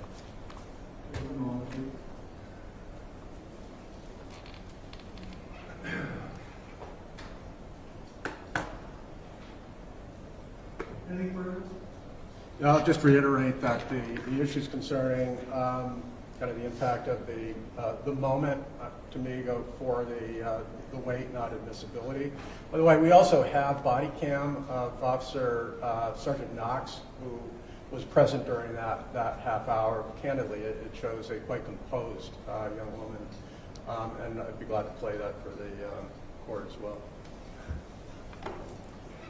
Okay, the question is, how can you use this thing, right? I mean, impeachment's only good if you can adhere to the statement. I mean, did I say that before? And we're getting an answer that is like, I don't remember ever saying that. So how can you even impeach it? But I'm looking at the rule too. I mean, again, which specific rule are you saying this is going to come in? Counsel, I think the argument is Rule 8035, recorded recollection, the record that is on the matter that witness once knew about but now cannot recall and testified fully and accurately, is made or adopted by the witness in the matter of question of witness memory and accurately reflects the witness knowledge. He will go on to say that she admitted the record to be read in evidence, but doesn't get to see that she fully did it.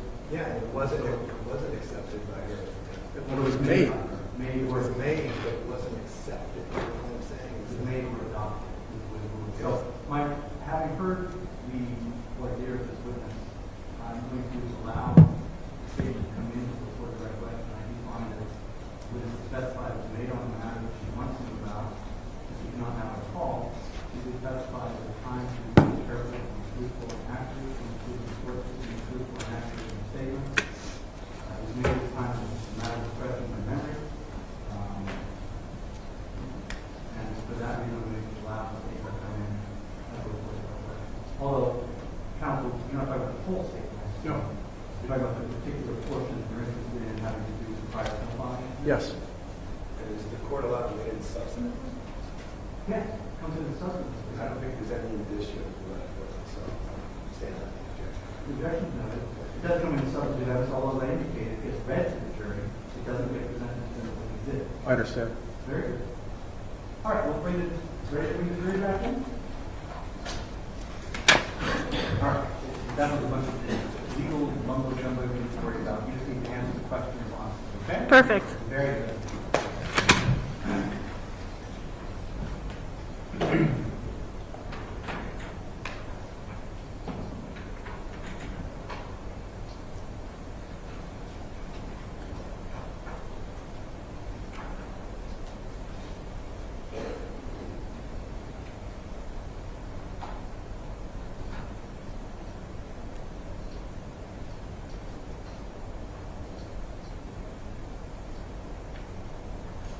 Yeah, I think you're heads up.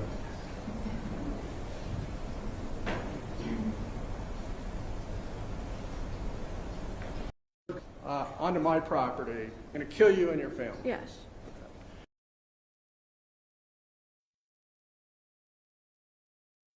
Your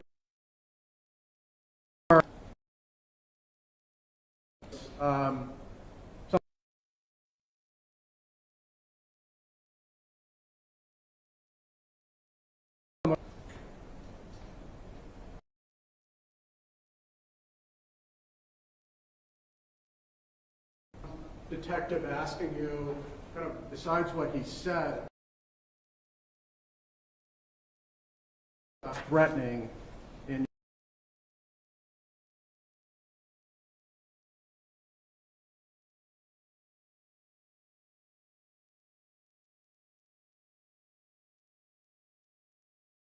if you saw anything threatening.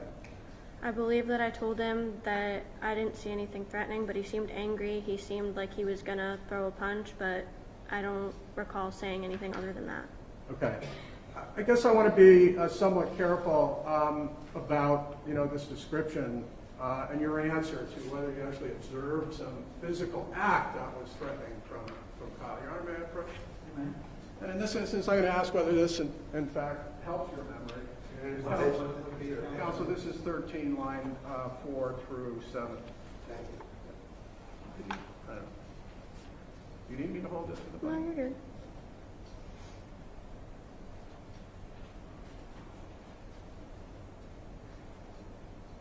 I can hold the button. Huh? I can hold the button.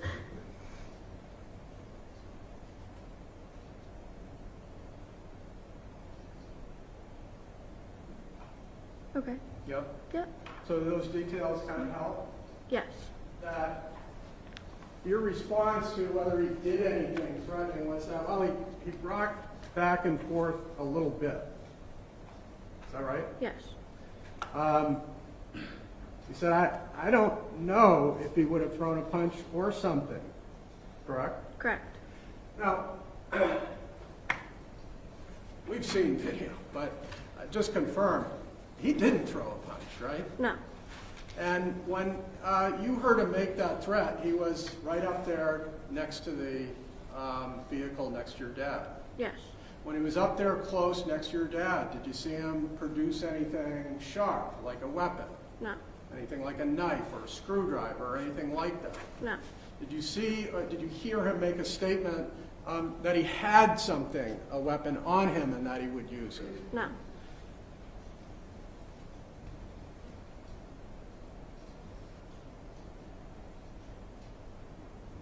And after Kyle was at the front of your dad's truck on the other side, what happened next?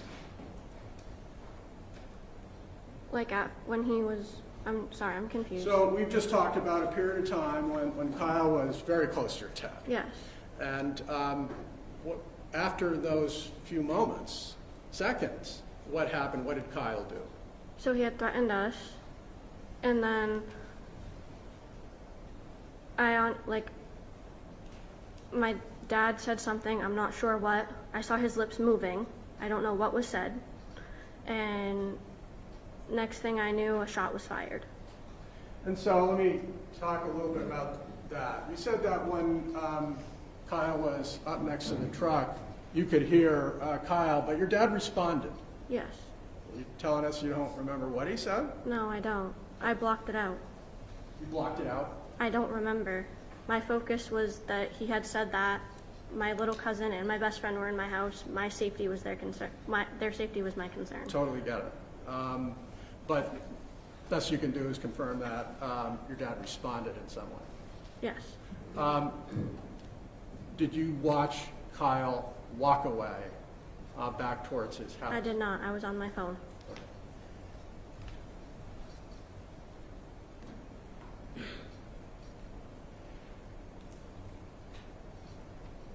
But you did see where your dad and Jason were positioned when your dad took out a gun. He was next to the truck. And you saw where Kyle was when your dad took out a gun. Yes. And can you describe to the jury where Kyle was now? He was in front of the plow. He was walking backwards, and it was obviously you have to go by my house. So in my mind, he was walking towards my house. I'm sorry, when the gun came out? I believe so, yes.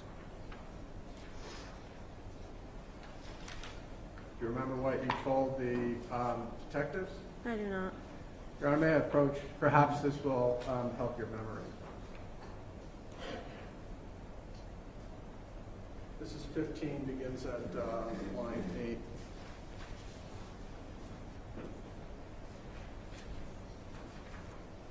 Good.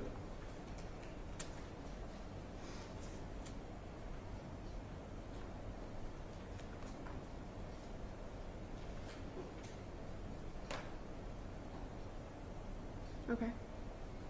Does that help your memory of it? Not really. Okay, so what, this is the same statement where at the time you did have a memory, correct? Yes. And at the time you knew it was important to be Yes. truthful. And so what you told the detective when he asked where the shooting took place, you said, you described it and you actually drew a little map. You said Kyle was running. And they asked, the neighbor was running? And you said yes. They asked you, do you know why he was running? You answered, I'm assuming because my dad pulled out his gun. On the next page, you said, I would assume so. I mean, I would run too. Do you remember that? I don't. And do you remember telling the officers when the gun came out that Kyle was moving towards his house, not your house? I do not. I just want to be fair about this. This is page 16, line 1.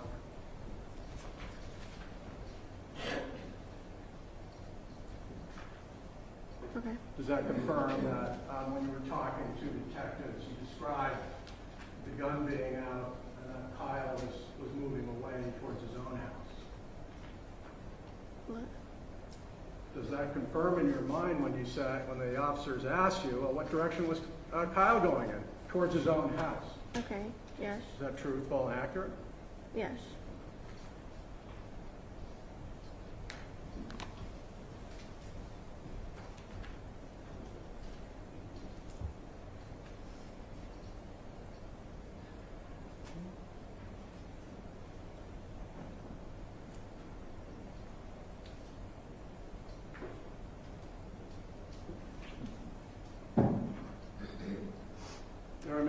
Mark, an exhibit, please.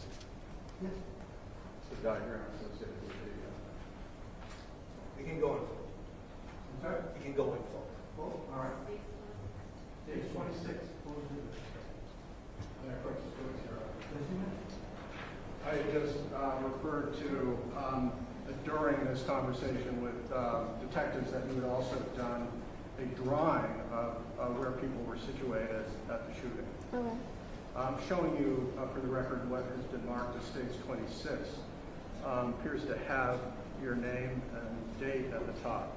Is this the drawing that you made? Yes. And can you show us or tell us what these symbols indicate? There appear to be stars on the street out in front of your driveway. Those are people. And which people are these? So that top one's Kyle. That's my dad and that's me. And then at the time of the shooting, who's that? I have no idea what that is. Are you claiming that Kyle was shot directly in front of the Plow? I don't really remember. Okay. There happens to be a figure, appears to be a figure, just past the corner of the edge of your house. Are you claiming that's not Kyle? I don't remember. I don't.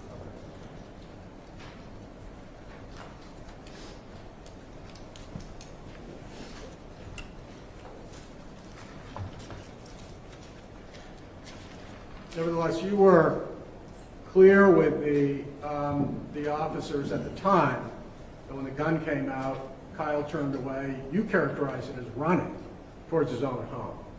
Yes. And I don't want to, kind of force an experience on you, but did you?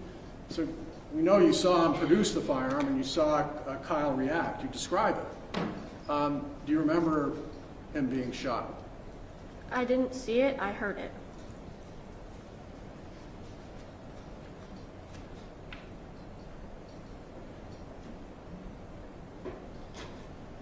The firearm that your dad had was one that you were familiar with, correct? I knew of it. I wasn't. Well, you had gone actually out to the firing range with him and described it as a Glock, right? Yes.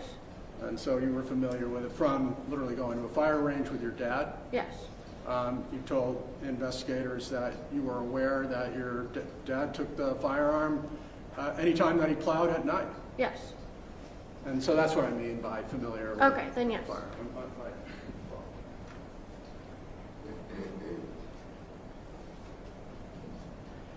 After you heard the shooting, what did you see? I saw my dad get back in the truck, and we pulled back into the driveway, and I was very anxious. He was anxious. He started to call, like he dialed 911, and before he could press the call button, they had already been there. So he couldn't call fast enough? I mean, you say before he was even able to call, they were at the scene? Yes. So what was he talking about before he was trying to call 911? He got back in the truck, and he didn't really say anything. He looked at me, I looked at him, and we pulled in the driveway, and then everybody showed up, the cops showed up. My dad got out of the truck with his hands up.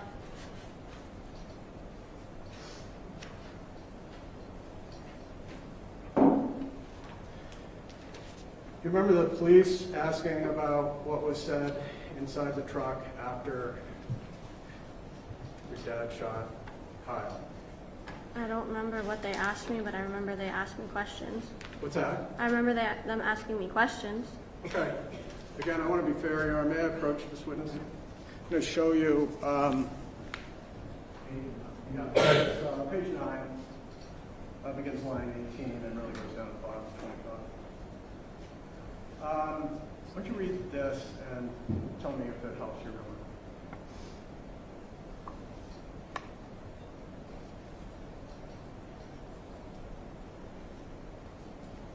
Okay. Does that help your memory or no? I mean, I don't remember him saying that, but Okay. This, again, is the same statement that you were being truthful, honest, and Yes. accurate. Your memory has just gone through a lot last Yes. year. And so this indicates that the detective asked you, what was the conversation like when you got back in the truck with your dad? Or your dad got back in the truck, right? yes. And you described it then in some detail. You just saw that your response to that question was he looked at me and he was like, what do I do? And you responded, what do you mean, what do you do? And his response to that, to clarify it, he said, he was like, well, do we run? And you responded to your dad, said, I'm like, no, we're staying put. He was like, yeah, you're probably right. You responded, I am right. Like, you don't run. He continued to ask you what he should do. And your response was, I don't know. I don't know. You sit here and you wait. He asked you whether he should call 911. You merely said, if you want. I don't know. Like, I literally don't know what to tell you right now. Like, I just got out of work. Like, I'm exhausted. Like, I don't know. This is your path, you said to your dad. Remember that? I don't. And yet, this is the accurate, complete, and honest statement you provided that night Yes.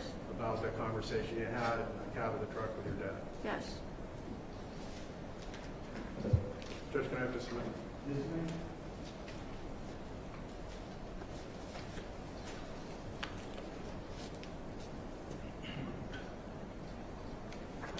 Thank you, Your Honor. Your, thank you. Those were my questions. As you know, Mr. Sisti will likely have some follow-up. Okay. Okay.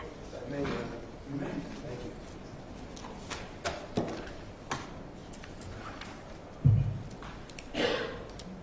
Afternoon. You doing all right? Yeah. How's the rabbit doing? Okay. She's jumpy, but she's good. Okay.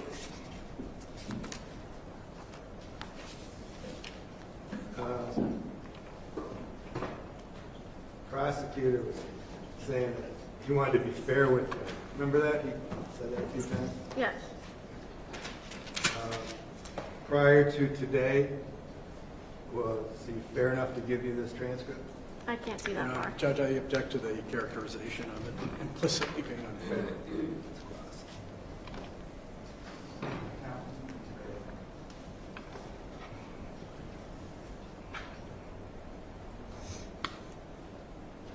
I never got this. You never got this transcript? I did not. This transcript that the prosecutor's been using over the past 25 minutes? No, I've never received that. Did the police, after your statement, give you an opportunity to review your statements at all? I don't remember, but I don't believe so. And between the 4th of April and today, did you sit down and have a review with the prosecution on this transcript? I did not. So this transcript was being used for the first time that you saw it today. Correct. All right. We're going to go through it a little bit too, but I'm going to forget about the transcript for a second, okay? Okay. I want to talk about things you actually remember today, okay? Okay. The ones that you're under oath to testify truthfully. Okay. Let me ask you, and ask you as straight as I can. Do you remember Kyle saying that he was going to fucking kill your father and you? Yes. Do you remember that distinctly? Yes. Now, when you heard that, how did that make you feel? I was scared, obviously, because someone had just threatened me, but that had triggered my anxiety, so I kind of started to shut down and block everything out. All right, but I want to make sure this jury knows that that's something that is crystal clear, correct? Yes. Right. That is something that you surely told the police, right? Yes. Right. And that is something that is ingrained in you that you can't even shake out, right? Correct. And it makes you nervous and anxious to this day, doesn't it? Yes. Is it fair to say you felt that you were threatened that night? Yes.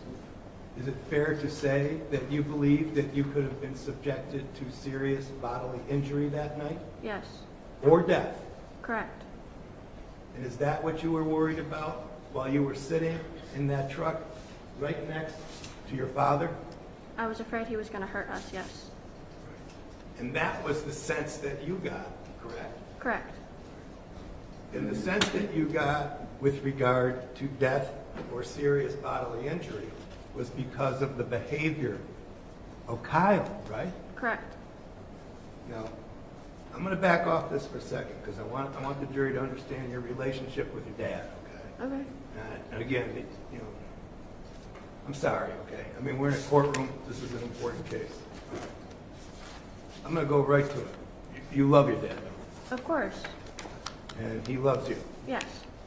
I mean, he's absolutely dedicated to you, isn't 100% all the time. he? And he's been your single parent guy for quite a while, hasn't he? Yes. And why don't you tell the jury how long? We've been on our own since I was in, I want to say, 8th or 9th grade. Okay.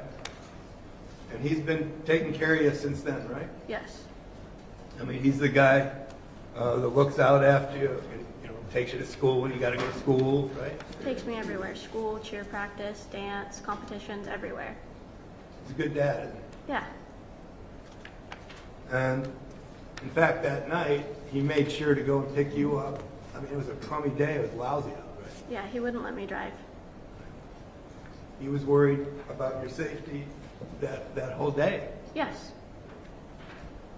And when you got in the truck with him that night when he picked you up, he was doing okay, right? He wasn't angry or anything, was he? No, I mean, he was tired from working, but he wasn't angry. He wasn't anything like that. You guys were getting along just fine? Yeah. And when you started plowing, did you do a couple jobs with him before he went to your house? I don't think so. I think we went right home. Okay. And where were you working? Why don't you tell the jury? I was working at a local pizza store in my hometown. Okay. One of the local pizza places? Yeah. So he picks you up, and it's during that snowstorm, and you guys were going to go right home, right? Yes. And again, who was in the house that night? I know it was your dad and you that lived there, but who else was there? My grandparents were downstairs, my little cousin was downstairs, and then my best friend was upstairs. Your grandparents. Yep. And they care about you too. Yes. And Jason was taking care of them too, wasn't he? Yes. So he was taking care of you, he was taking care of your grandparents.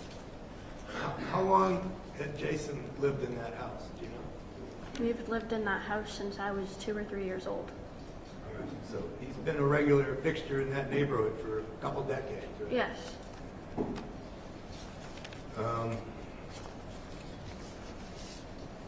When you got in that truck that night, did you anticipate any trouble at all? No. It was just a regular night. Yeah. And when you were plowing in front of the house, was there anything weird about it? I mean, was it just the typical plowing thing that you were doing? Yeah.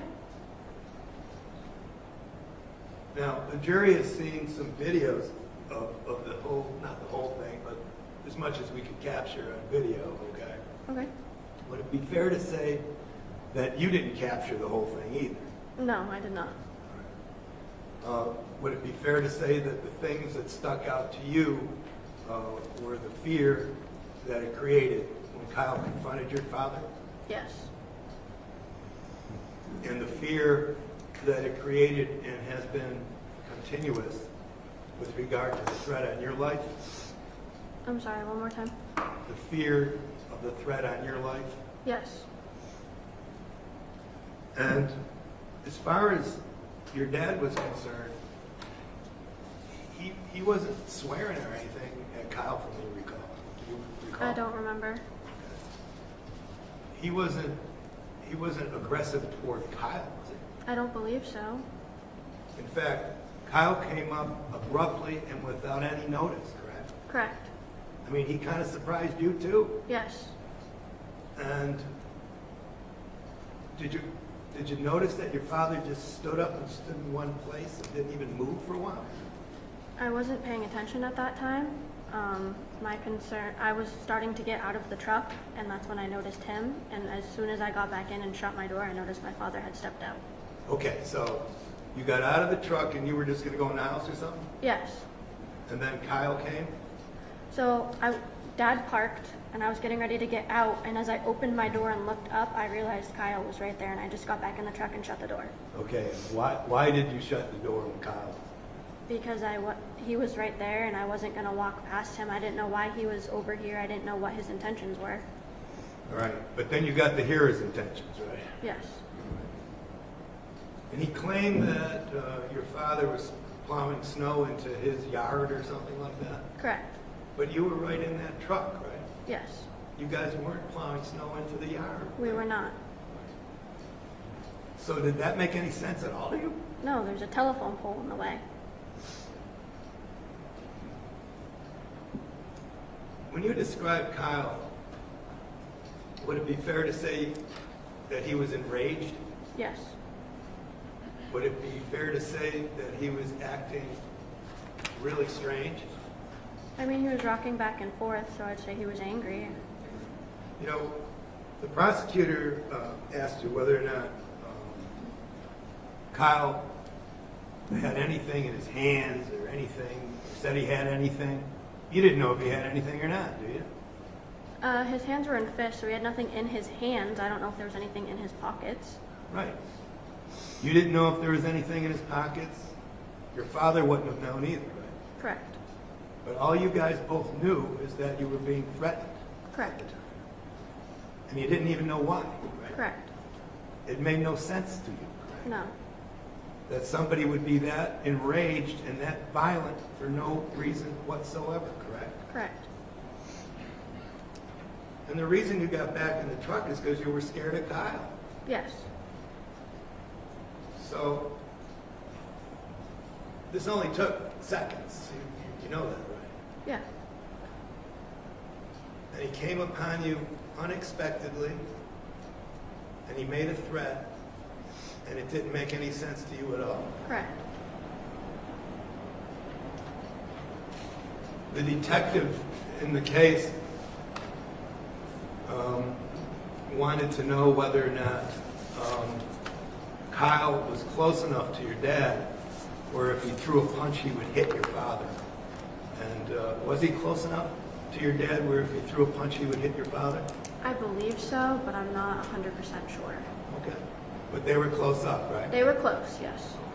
And you know what? I mean, what's weird is that the jury probably has a better view of how close he was to your dad than you did. Because they got to see the videos. Did you get to see any of those? No. Probably don't want to either.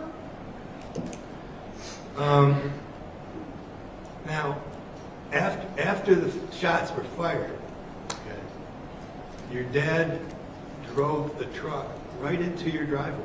yes.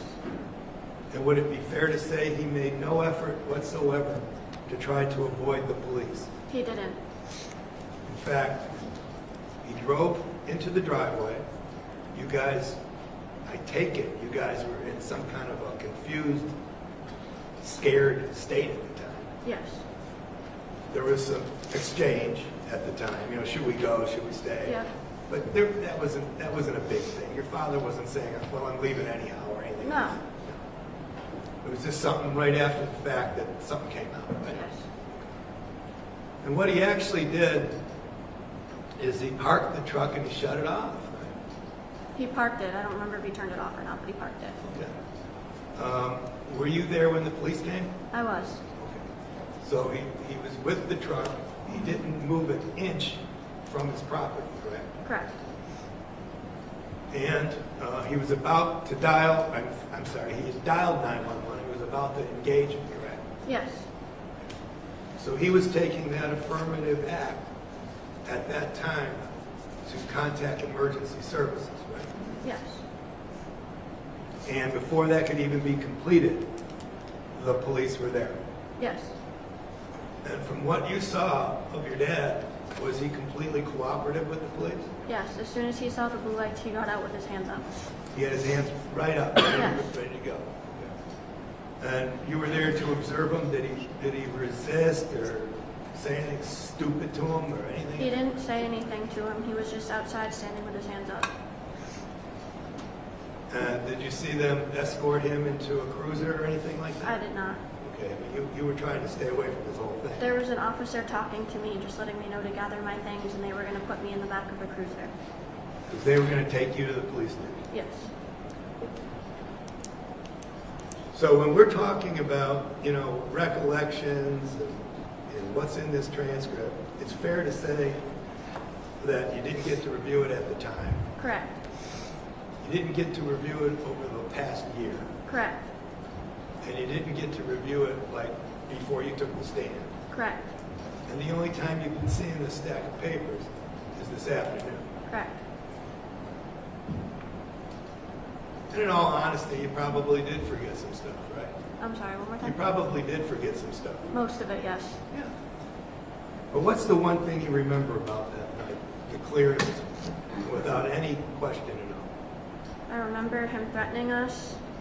I remember that after my dad pulled in the driveway, he got out with his hands up and didn't resist, and I remember going to the station.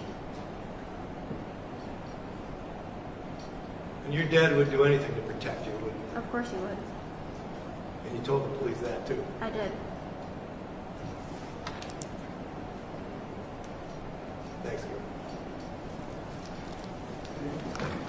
Thank you, Judge. You know, on that last point, yeah, you told the police that your dad would do anything to protect you, but you also told them you didn't think you should have shot him. Correct? I don't recall. Pardon me? I don't recall.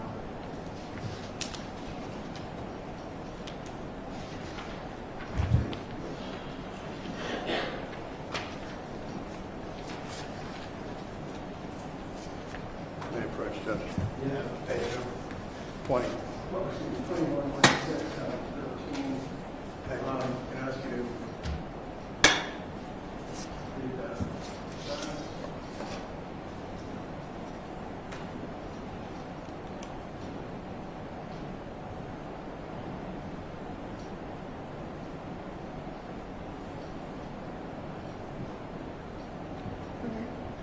And they asked you, and you answered, do I think he should have shot him? No.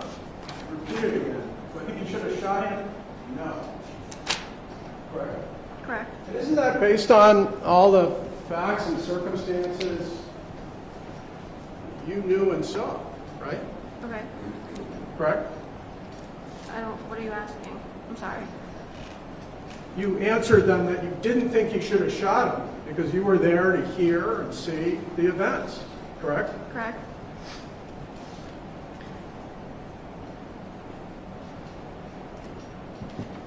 You were also asked by the police whether you were in fear of your life. And your answer was no. Because my dad was there. Is that right? I don't recall, but that is something I would say because my dad would never let anything happen to me. But that's, Mr. Sisti asked you a number of questions, well, sort of stated questions, answers, that you were in fear for your life, weren't you? And you answered, yeah. I was fearful because he threatened me, but I knew my dad wouldn't let anything happen to me. Okay. And so the officers asked specifically about that. They asked you whether you were in fear for your life. You said no, because my dad was there. Yes. You knew that your dad previously told us that you were aware your dad carried a firearm every night when he went plowing. Yes. You were aware that he was armed. Yes.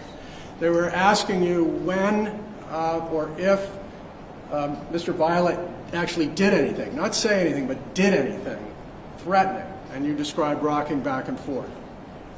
Correct. Rocking back and forth, and maybe he could throw a punch. Yes. Okay. But that was when they were standing face to face, correct? Correct. When your dad shot Mr. Violet, they were not face to face. I don't recall. When your dad shot Mr. Violet, he could not have punched him. I don't recall. When your dad shot Mr. Violet, he wasn't rocking back and forth, was he? I don't recall. And the only time you heard a threat was when Mr. Violet was standing next to the car. Correct. Not when he was standing out in front of your house in the street. Not when he was pacing back and forth, correct? Correct. And now Mr. Sisti asked you, Attorney Sisti asked you, is it clear in your mind that he said, I'm going to fucking kill you and your family or your daughter, correct? Yes. The first part of that threat was, if you keep moving snow onto my property, right? I don't recall.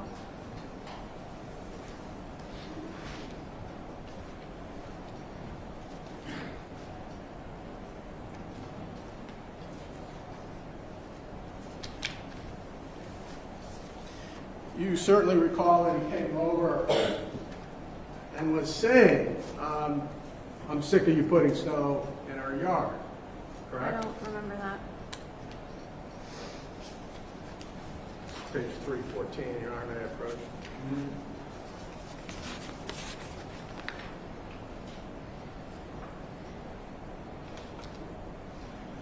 So this is page 3, Council 12 through 18. If you could just read that to yourself, see if that helps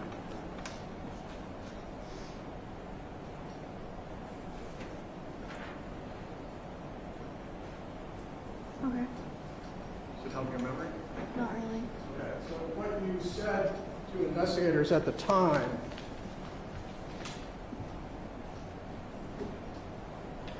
I got back into the truck and I didn't catch all of it, but I started listening. And all I heard was, I'm sick of you putting snow in our yard, which we weren't, putting snow in his yard, whatever. And like got bits and pieces of it, and all I got was, I'm going to fucking kill you and your daughter. That's all I got. Correct? Correct. So you heard something about snow getting pushed, and you heard a threat. Correct. And after that, Mr. Violet walked away. I believe so. I don't remember. And you at the time just said to the officers that he pulled a gun and that Mr. Violet was heading back towards his own home. He was walking. Described it to the officers as running. Okay. Fair, walking quickly back to his? I don't remember. Okay. The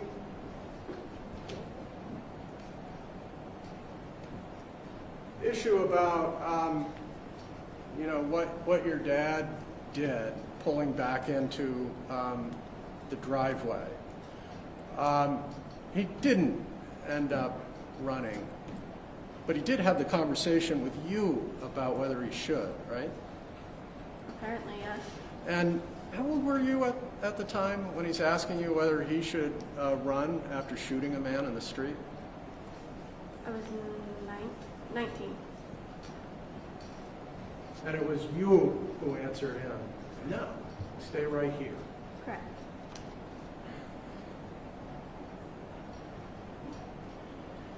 I've shown you the transcript a number of times. This is a transcript that you have said is a statement from a complete and honest account. Anything about seeing that transcript look unfair to you? No. And my understanding over the past year is you haven't really wanted to talk to anybody about any of this, correct? I haven't been offered.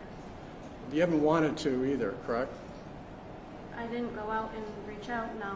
No.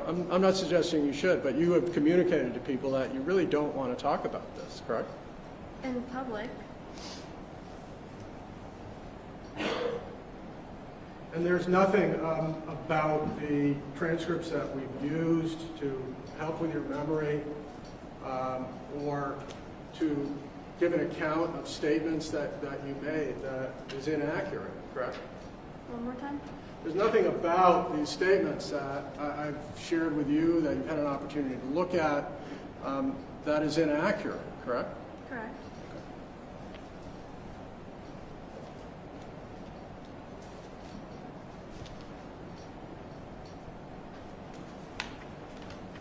Thank you. Actually, you wouldn't know if there's inaccuracies in it or not because they haven't given it to you.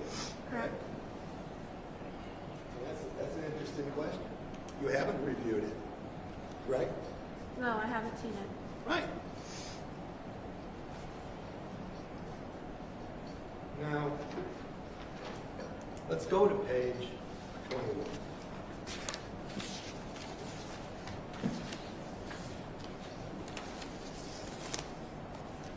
All right, and I want to ask you something, okay? Nobody wants to shoot anybody anytime, right? No. And you're sitting there and you're saying to yourself, it's terrible that somebody shot somebody, right? Correct. And you wish that something like that would never happen, right? 100%. Right.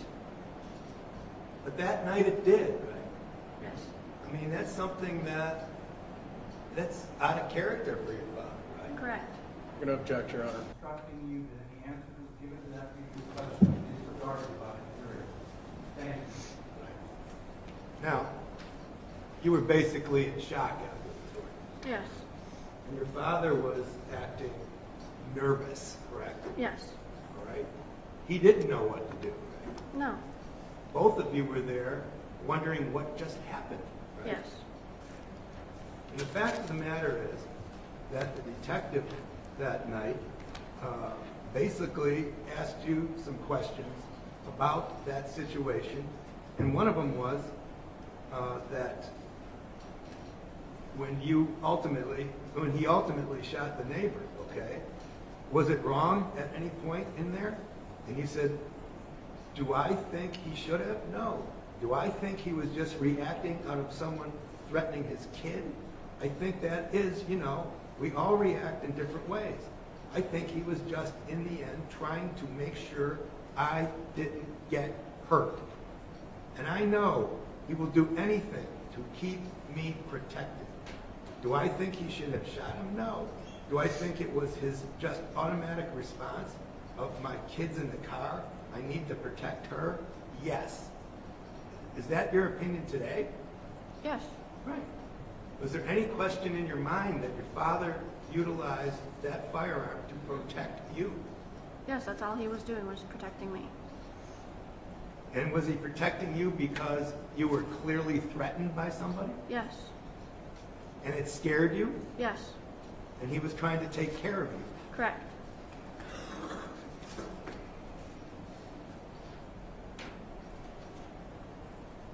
There's nothing wrong about that, is there? No.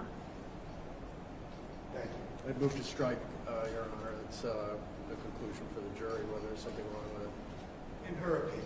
Yes.